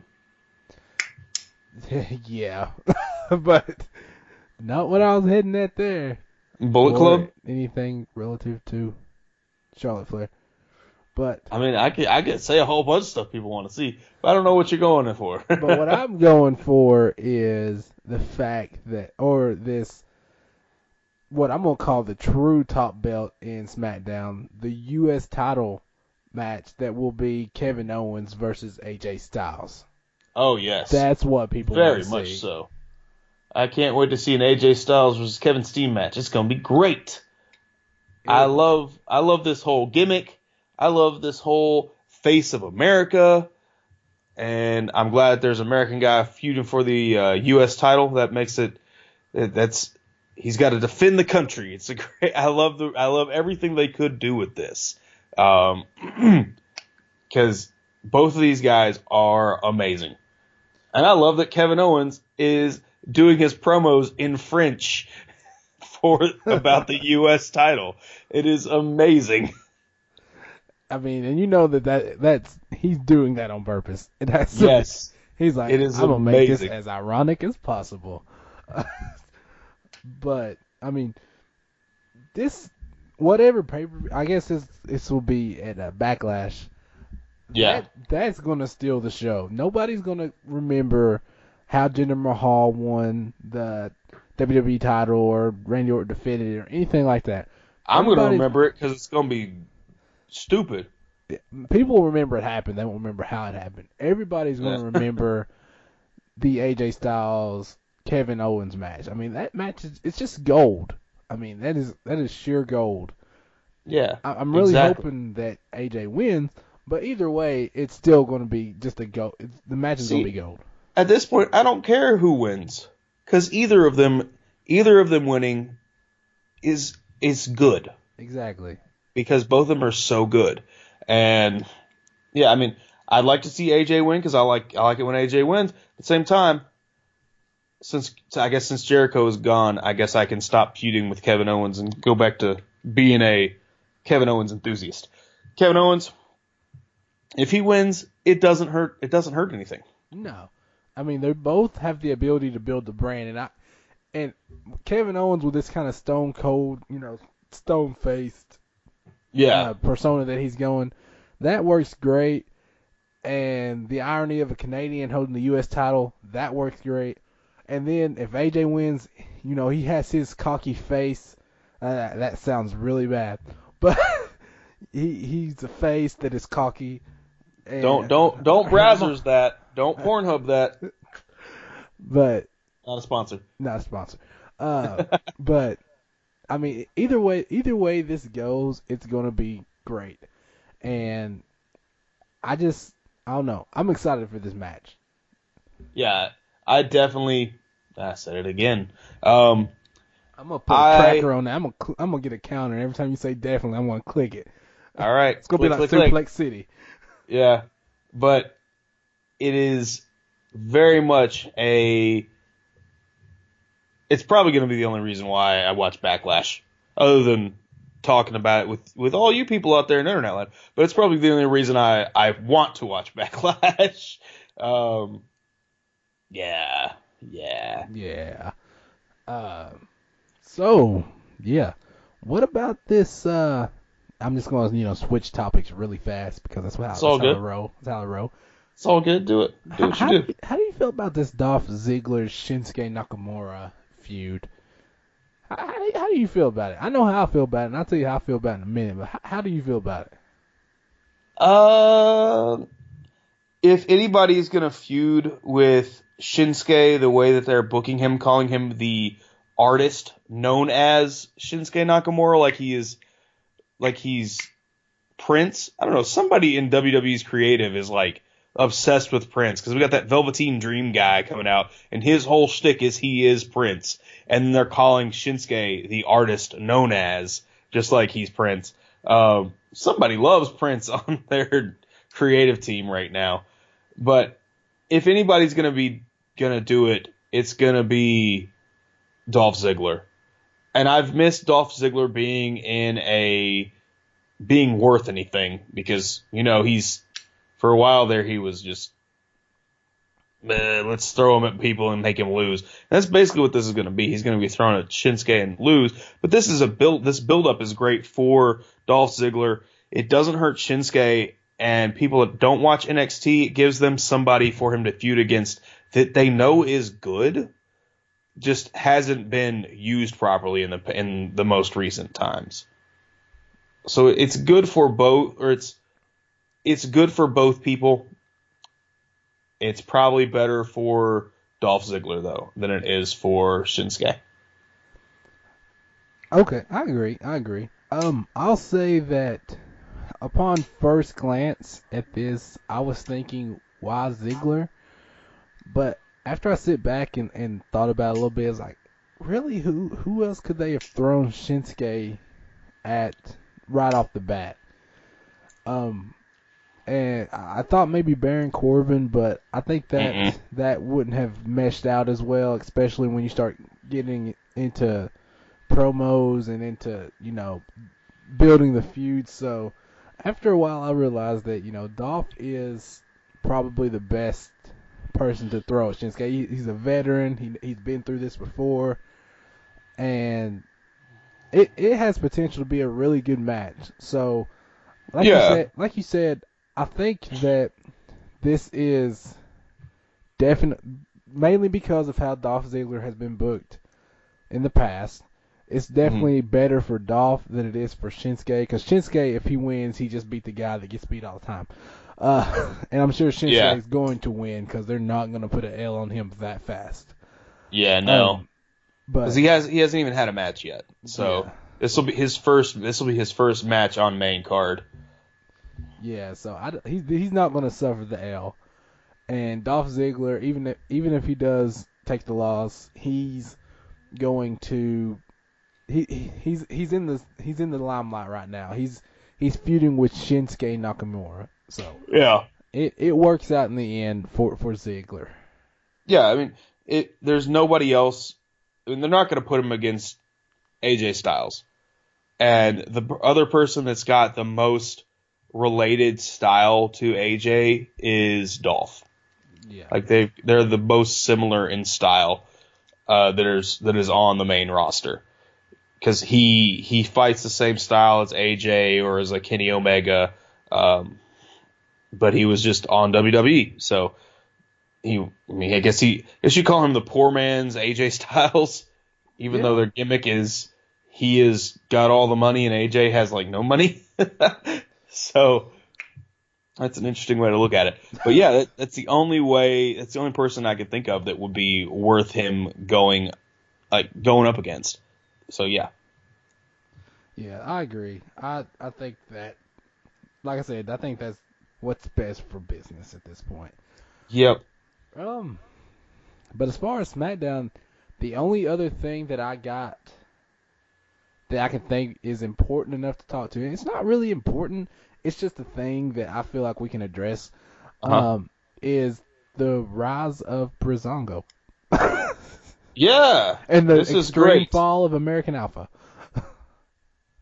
This is great. I love this. I don't like Breezango one bit, but I love the fact that they're giving them a push. That makes me happy. I mean, I think that definitely points out the struggle that is the tag team division of SmackDown. Yes, very much so. Very much so. I guess that's all there really is to be said about it, though. Yeah, I mean, they're getting a push. And they beat the Ascension in 2 minutes. Well, nobody likes the Ascension anyway. So, I guess that brings us to the push that is going to be stalled in NXT. I think I know where you're going. So, I'll just let you take the reins. Whoosh. Sorry. The Roman Reigns? I don't want to take that. So, there is a lovely lady over there in NXT by the name of Ember Moon, who I have a feeling was going to be the one that takes the belt off Asuka, even though I think that's a stupid idea. I have a feeling she was the one that was going to be picked to take the belt off Asuka. In the women's battle royale at NXT, they had a battle royale where Ruby Riott and Ember Moon, we had Nikki Cross, Ruby Riott, and Ember Moon. They didn't win. They were the last three competitors when Asuka showed up and just Asuka bombed everybody. That needs to be a move. Asuka bomb. And William Regal was like, well, I guess you'll be fighting all three of them for your title then. And Asuka did so much damage to Ember Moon that she dislocated her shoulder, and she is not going to be out she is going to be out at TakeOver. So I have a feeling this is going to stall Ember Moon's push. But I mean, don't get me wrong. I don't want to see Asuka lose the belt, but I don't want to have somebody get hurt like that. And it's nothing you ever want to see. No, and I think Ember Moon is definitely the next in line. I don't know. I still don't feel like Asuka should lose the title ever. I mean, there's nobody that deserves to defeat her. But if they're backed in the corner, they're like, somebody's got to beat Asuka. I guess Ember Moon would be the best choice, but now we're not going to be able to see that because of an injury. Yeah. If I were gonna pick, If I were gonna pick a competitor in NXT to get the belt off of her, I wouldn't have even put Ruby Riott in this scenario at all.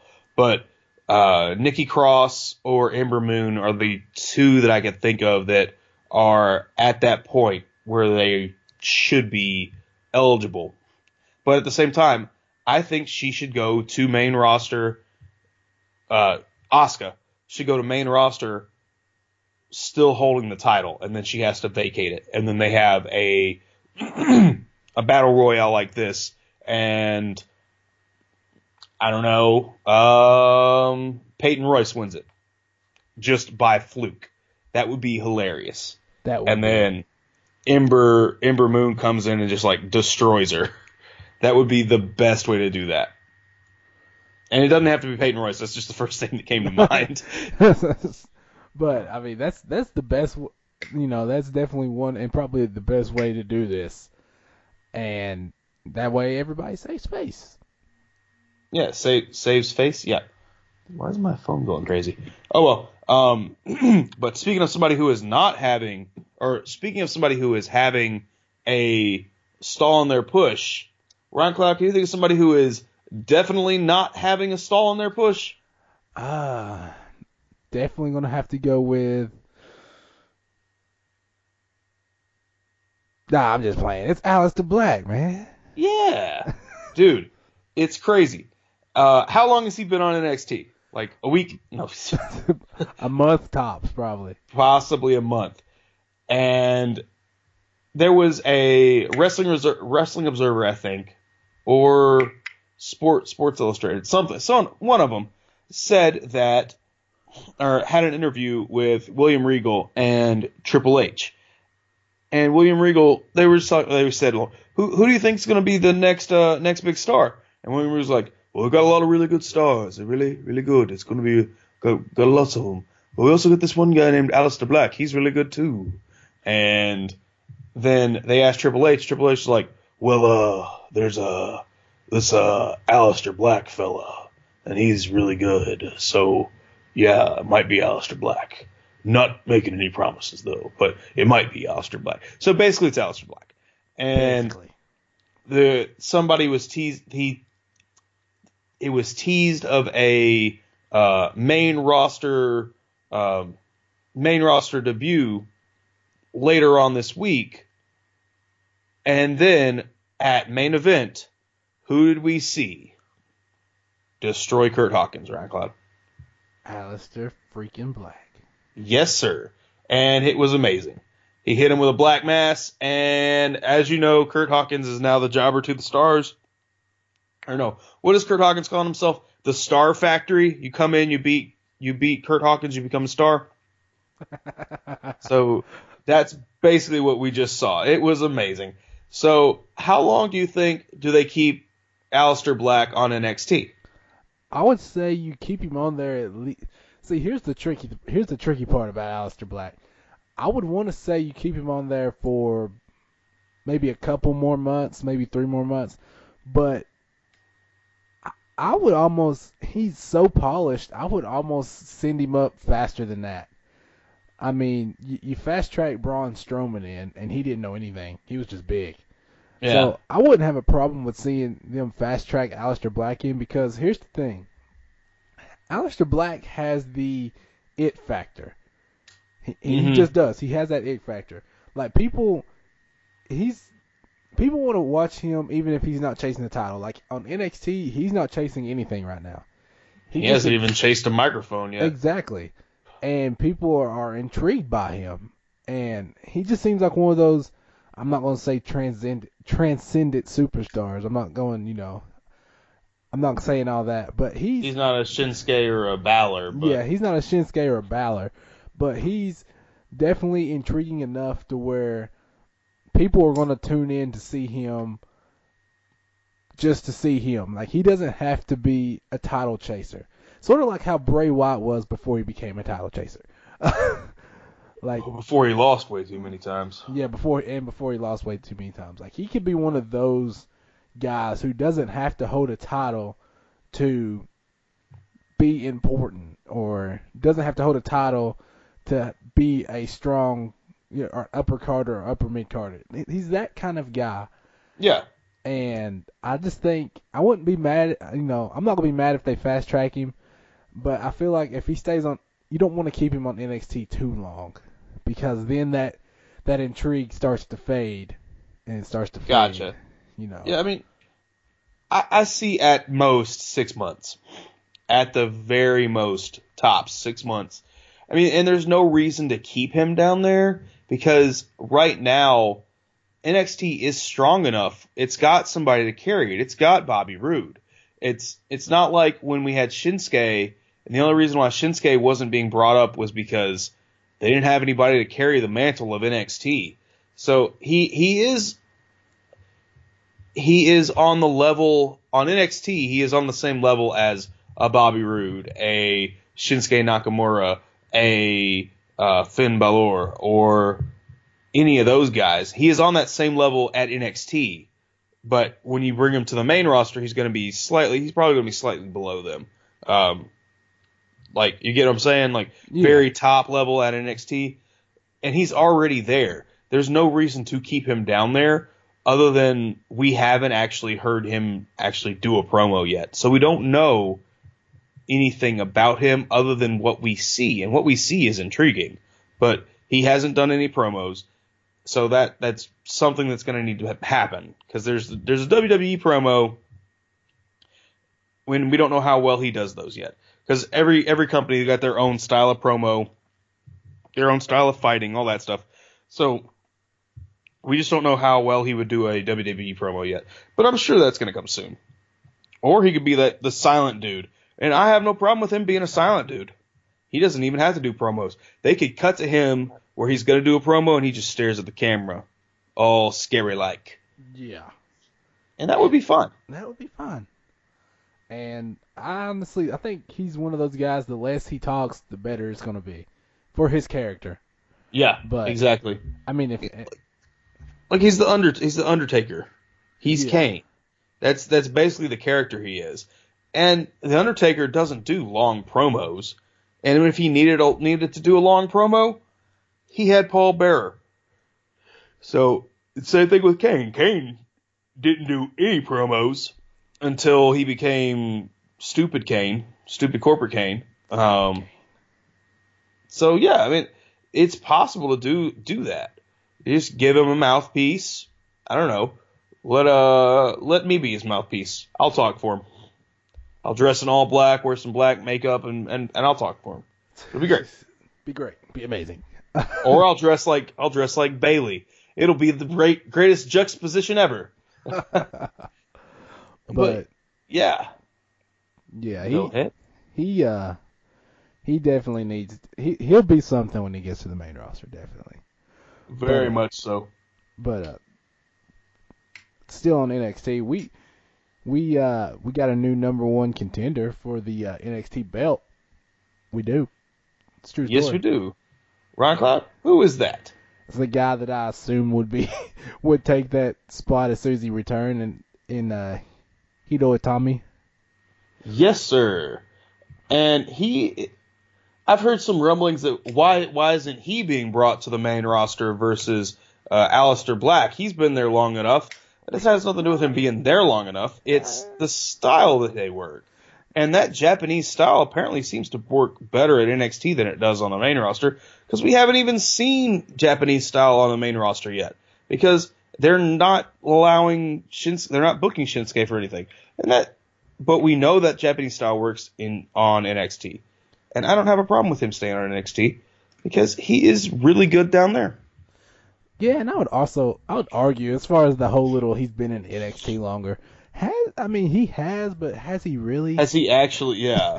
I mean, he's been injured He got hurt pretty soon after joining. He got hurt pretty soon after joining. He came back, then got hurt again. Yeah. So, I mean, has he really been there? But that's neither here nor there. I still feel like he's been there in spirit. I feel like Hito needs to stay in NXT, and if anything, I mean, people know who he is. Yeah. But because of those injuries, he's kind of fallen off a little bit as time has, progressed. Time moves past everybody, and the fact that he got injured just hurt him. Thanks for letting me know that, Ryan Cloud. Yeah, it's there's some makes me sad. But he needs to win that. I feel like he needs to win the title before moving up. Yeah, he would definitely need to hold the belt for a while before he goes up to the main roster. Would you mind if they made an additional NXT belt? No, not at all. I mean, we hit on it a little bit, 2 weeks ago. I wouldn't mind having a secondary NXT title or NXT belt. Yeah, and you could have everybody feuding for all of the belts instead of like, oh, these guys only feud for this one and this guy's only feud for this one. I would like to see an open thing where everybody's feuding for all of the belts. That would be great. And they had like two belts, and then I guess the UK title as well. But 2 belts that are open to anyone to compete for. That would be awesome.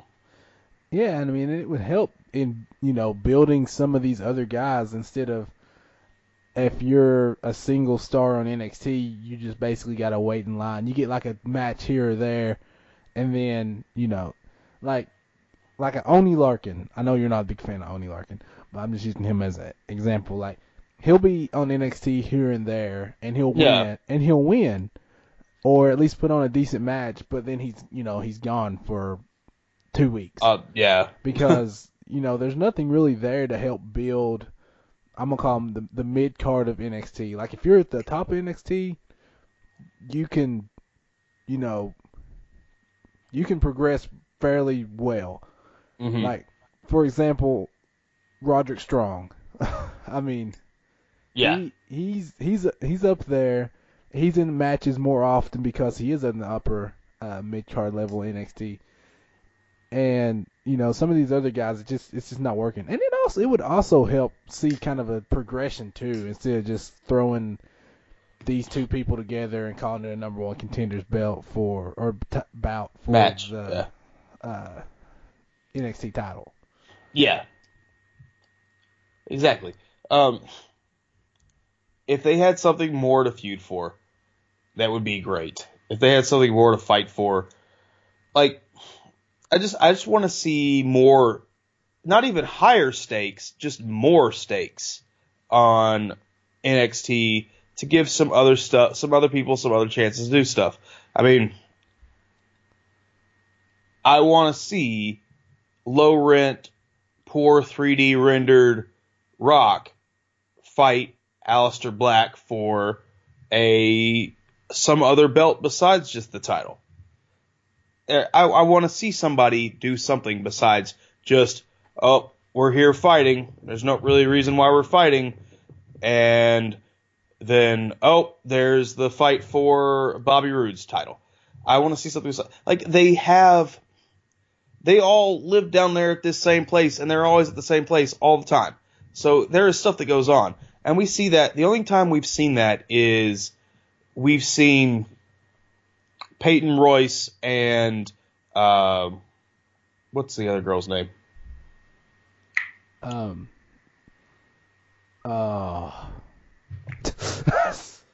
Cloud, you fail me. I'm just gonna call them by their little tag team name. The Iconic Ones. We've seen them wander around with the camera, like picking on people. That's the only time we've seen anything that is not, oh, this happens directly in the ring. And we know that they, like, all are down there all the time. So I want to see some of that. I want to see that there are more stakes and that this exists inside a world outside of that ring. This is all at Full Sail University. They're all students with quotation marks. Yeah, of Full Sail. So, I mean, I know things go on at college. Right, Cloud? Do things go on at college? They do. A lot of things. Like going out to Crystal at like 12:30 tonight. But that's neither here nor there. And then filming it and the whole thing, and then people putting peanut butter on all the door handles, and then waking Ryan Cloud up at like 3 a.m. telling them that they were sorry for putting peanut butter on all door handles. This whole thing. Oh yeah, I forgot all about that. I forgot all about that. See, I want to see something like that happen. I want them to find out Hideo Itami is like allergic to shellfish or something. So they went and got shrimp off the Barbie and put them on all the handles just so Hideo Itami couldn't go in all the doors. It'd be hilarious. But just hitting on a little bit about what you were talking about. You mentioned Peyton Royce and that whole thing. But the only other time that I remember seeing that would be Ty Dillinger's Sanity. Yeah, that too. I hadn't even thought of that. That was just the most recent thing was that one.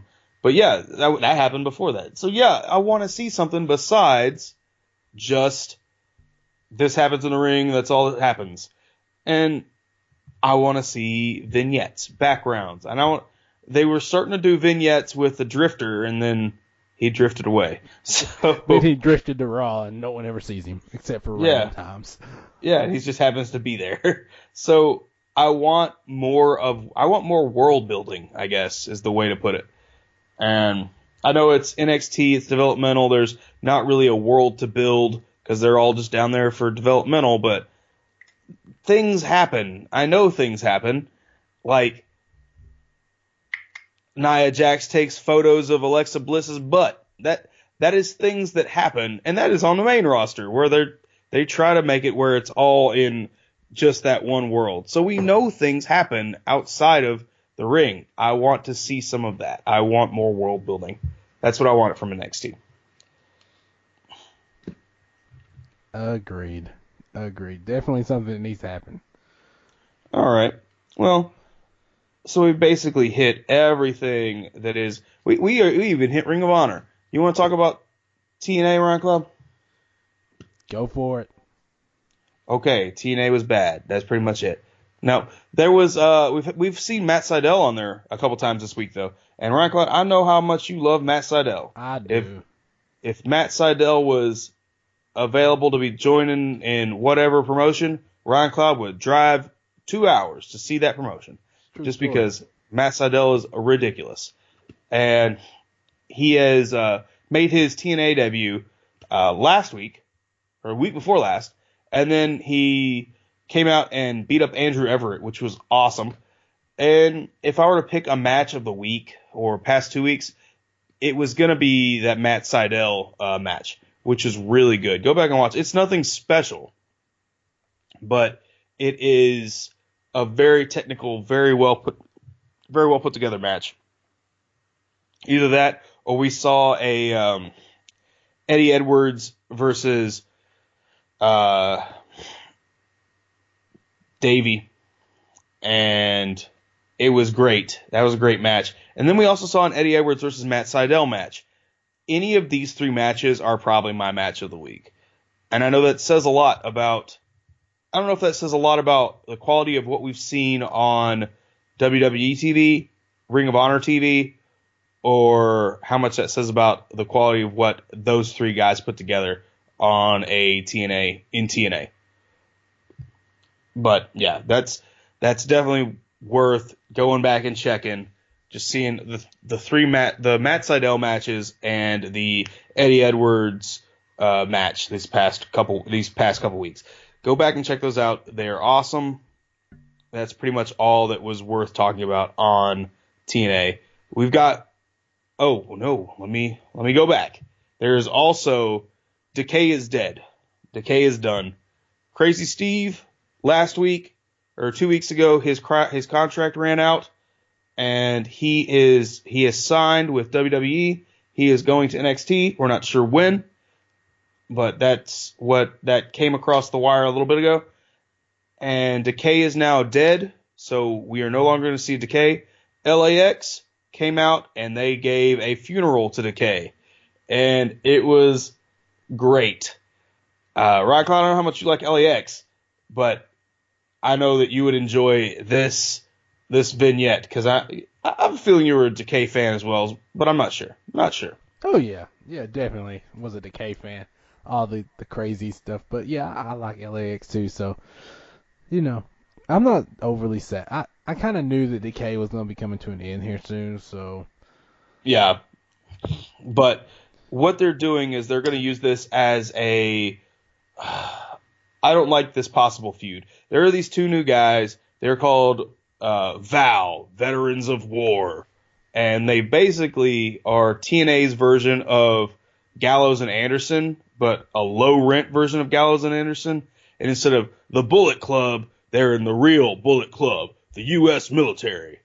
And they've come. What they're going to do is they're not defending Decay or anything, but by LAX defeating Decay, they've defeated America.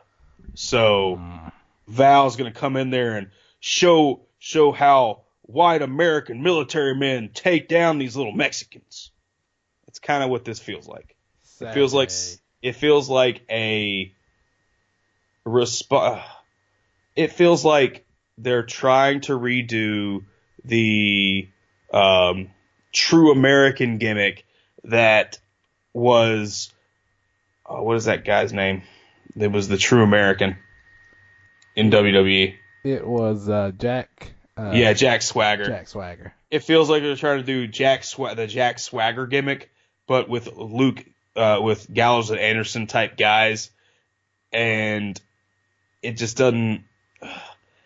I have a feeling they're gonna have like Jack Swagger feuding with El Patron or Del Rio, that whole thing that happened. They're going to be doing that, but with Val versus LAX, and it just seems stale, and it feels like something from the 80s. But you know how they're going to get a bunch of stuff because they're basically just copying a lot of the stuff that Trump said, like make Impact great again, all this stuff, and it feels like some guy who doesn't know anything about Donald Trump, but watched all of his speeches and then read all of the left-leaning newspapers, what they said about it, and then he turned that into wrestling. That's what this feels like. And I don't want to see it. It just seems stupid. They could use LAX so much better than this, and I don't even care to see these guys that are veterans of war. That name right there just seems stupid. Yeah, it's not something that I'd sign off on. I'll put it Not that at all. way. Ryan Clapper creative. Ryan Clapper creative. Yep. And then the other thing that was actually pretty cool was EC3 and the Cowboy James Storm are now having a little feud, and EC3 showed up in stereotypical cowboy clothes. It was amazing. Because EC3 is amazing himself. Yeah. If they had you got your John Cena and you got your EC3. I would put EC3 over John Cena just because he is a little bit more comedic, but they're both up there. I would like to see it if I were booking a dream match, EC3, John Cena, but I would have to have the whole, not just a match, but a whole build up to it. It'd be great. Something that would happen in Evolution. That'd be cool. Yeah. But yeah, that's pretty much all of TNA. That's all it's worth talking about on TNA. So that's that. Okay. So you got any rumors, Ron Cloud? I'm not gonna call it a rumor, but it's definitely a thing that we probably could discuss. Titus O'Neil just can't seem to catch a break these days. Yeah. He done caught a case. Yeah, because somebody caught his fists. And this whole lawsuit, here's the thing that bothers me about it. And here's kind of the thing that comes with these prank shows is you don't know how a person's going to react. Yeah. I mean, you just don't know. I mean, a camera guy, I think it was a camera guy, that got hurt because Titus O'Neil didn't respond the way he was a little more extreme than what he was supposed to. But he got swerved. He got swerved. And I'm like, you can't control how a person is going to react to anything. So if I'm that camera guy, why sue Titus O'Neil? Why not sue WWE for setting this whole thing up and putting him in harm's way? Because Titus O'Neil is a independent contractor. Truth. And the cameraman was just doing his job, and his job was to go bother Titus O'Neil. So it's not WWE's fault that the guy was doing his job. He was just doing his job. So the only person he can sue is Titus O'Neil. Still. I know. Still slippery. Slippery slope. Like, if someone ever put me on one of those shows, like, they better take out some insurance. That's all I'm saying. That's all I'm saying. Ron Cloud, you gonna get swerved. If I get swerved, someone gonna get swung on. That's what happened. It's gonna be great. It's gonna be great. Edge is gonna show up and be like, "What is Edge doing here?" Oh no, I'm being swerved. Yeah, that might be a little bit of a giveaway. Yeah. Oh well. What else you got going on in the rumor mill?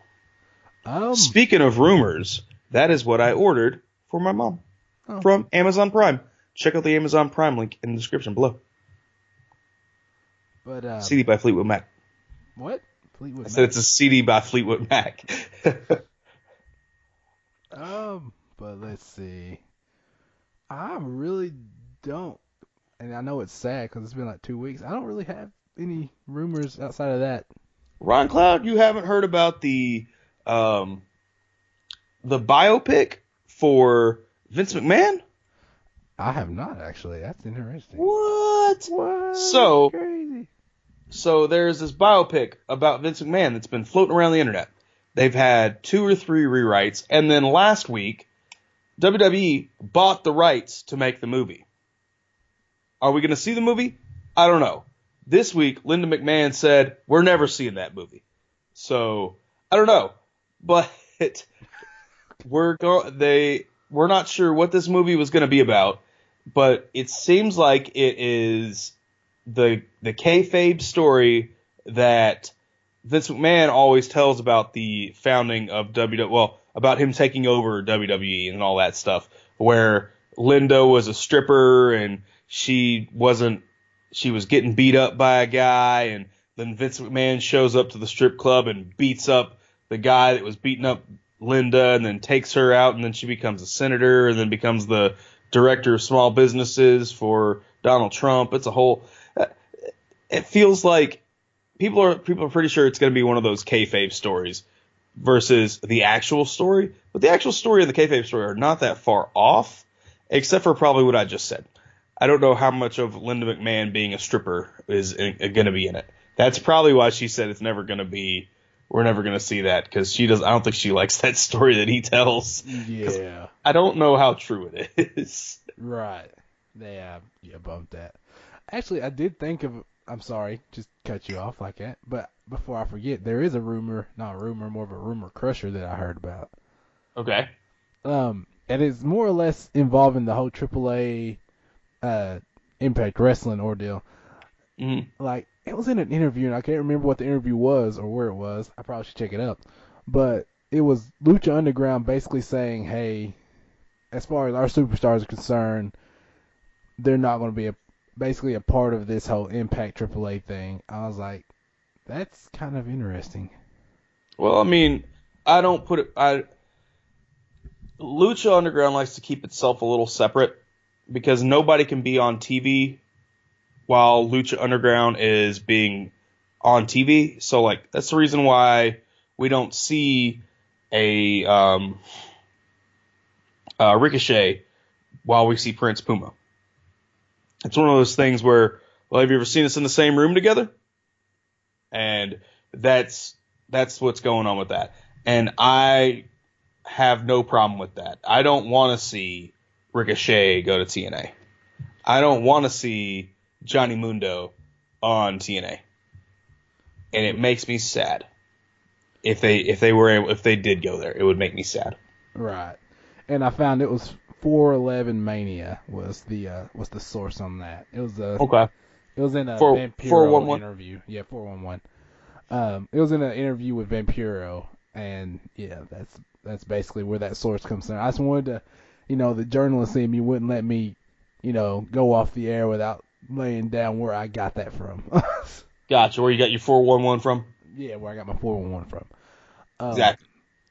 But yeah, I agree with you. I think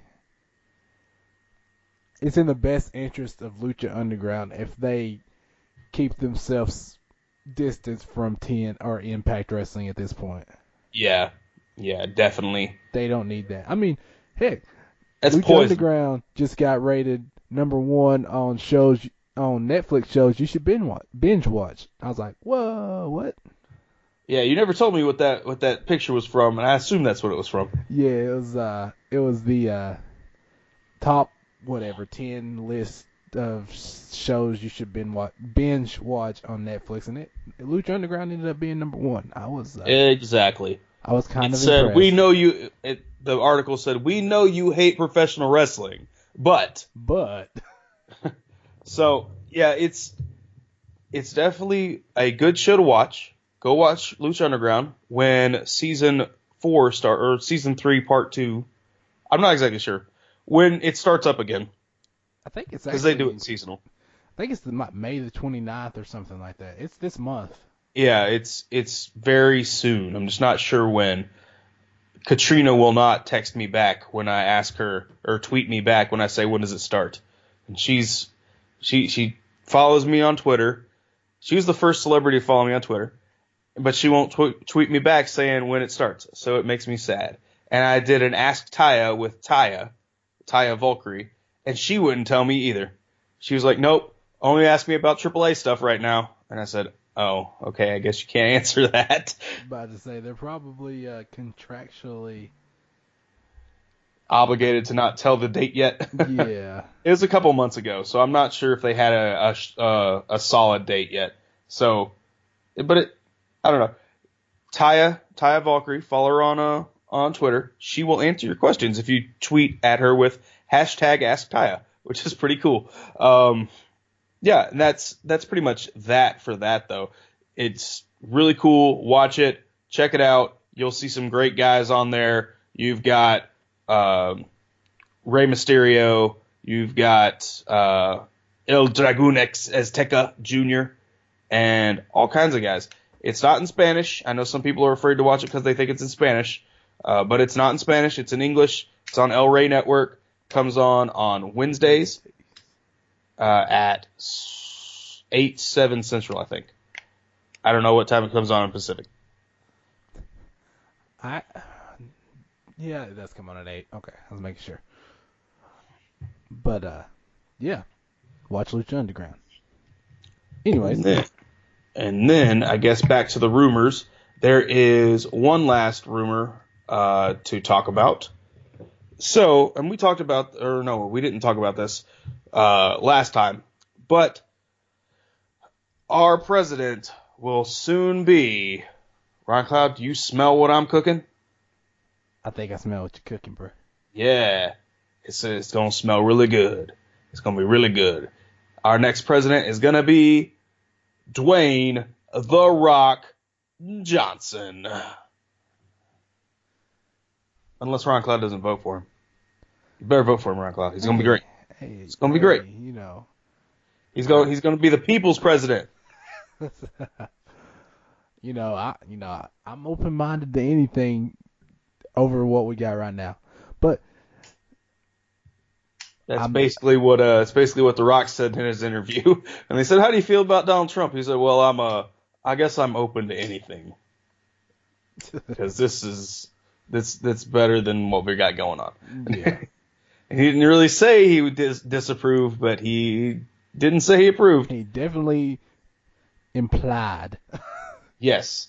So Ron Cloud, who should be his vice president? Ooh, who should be his vice president? Are we talking about seriously or?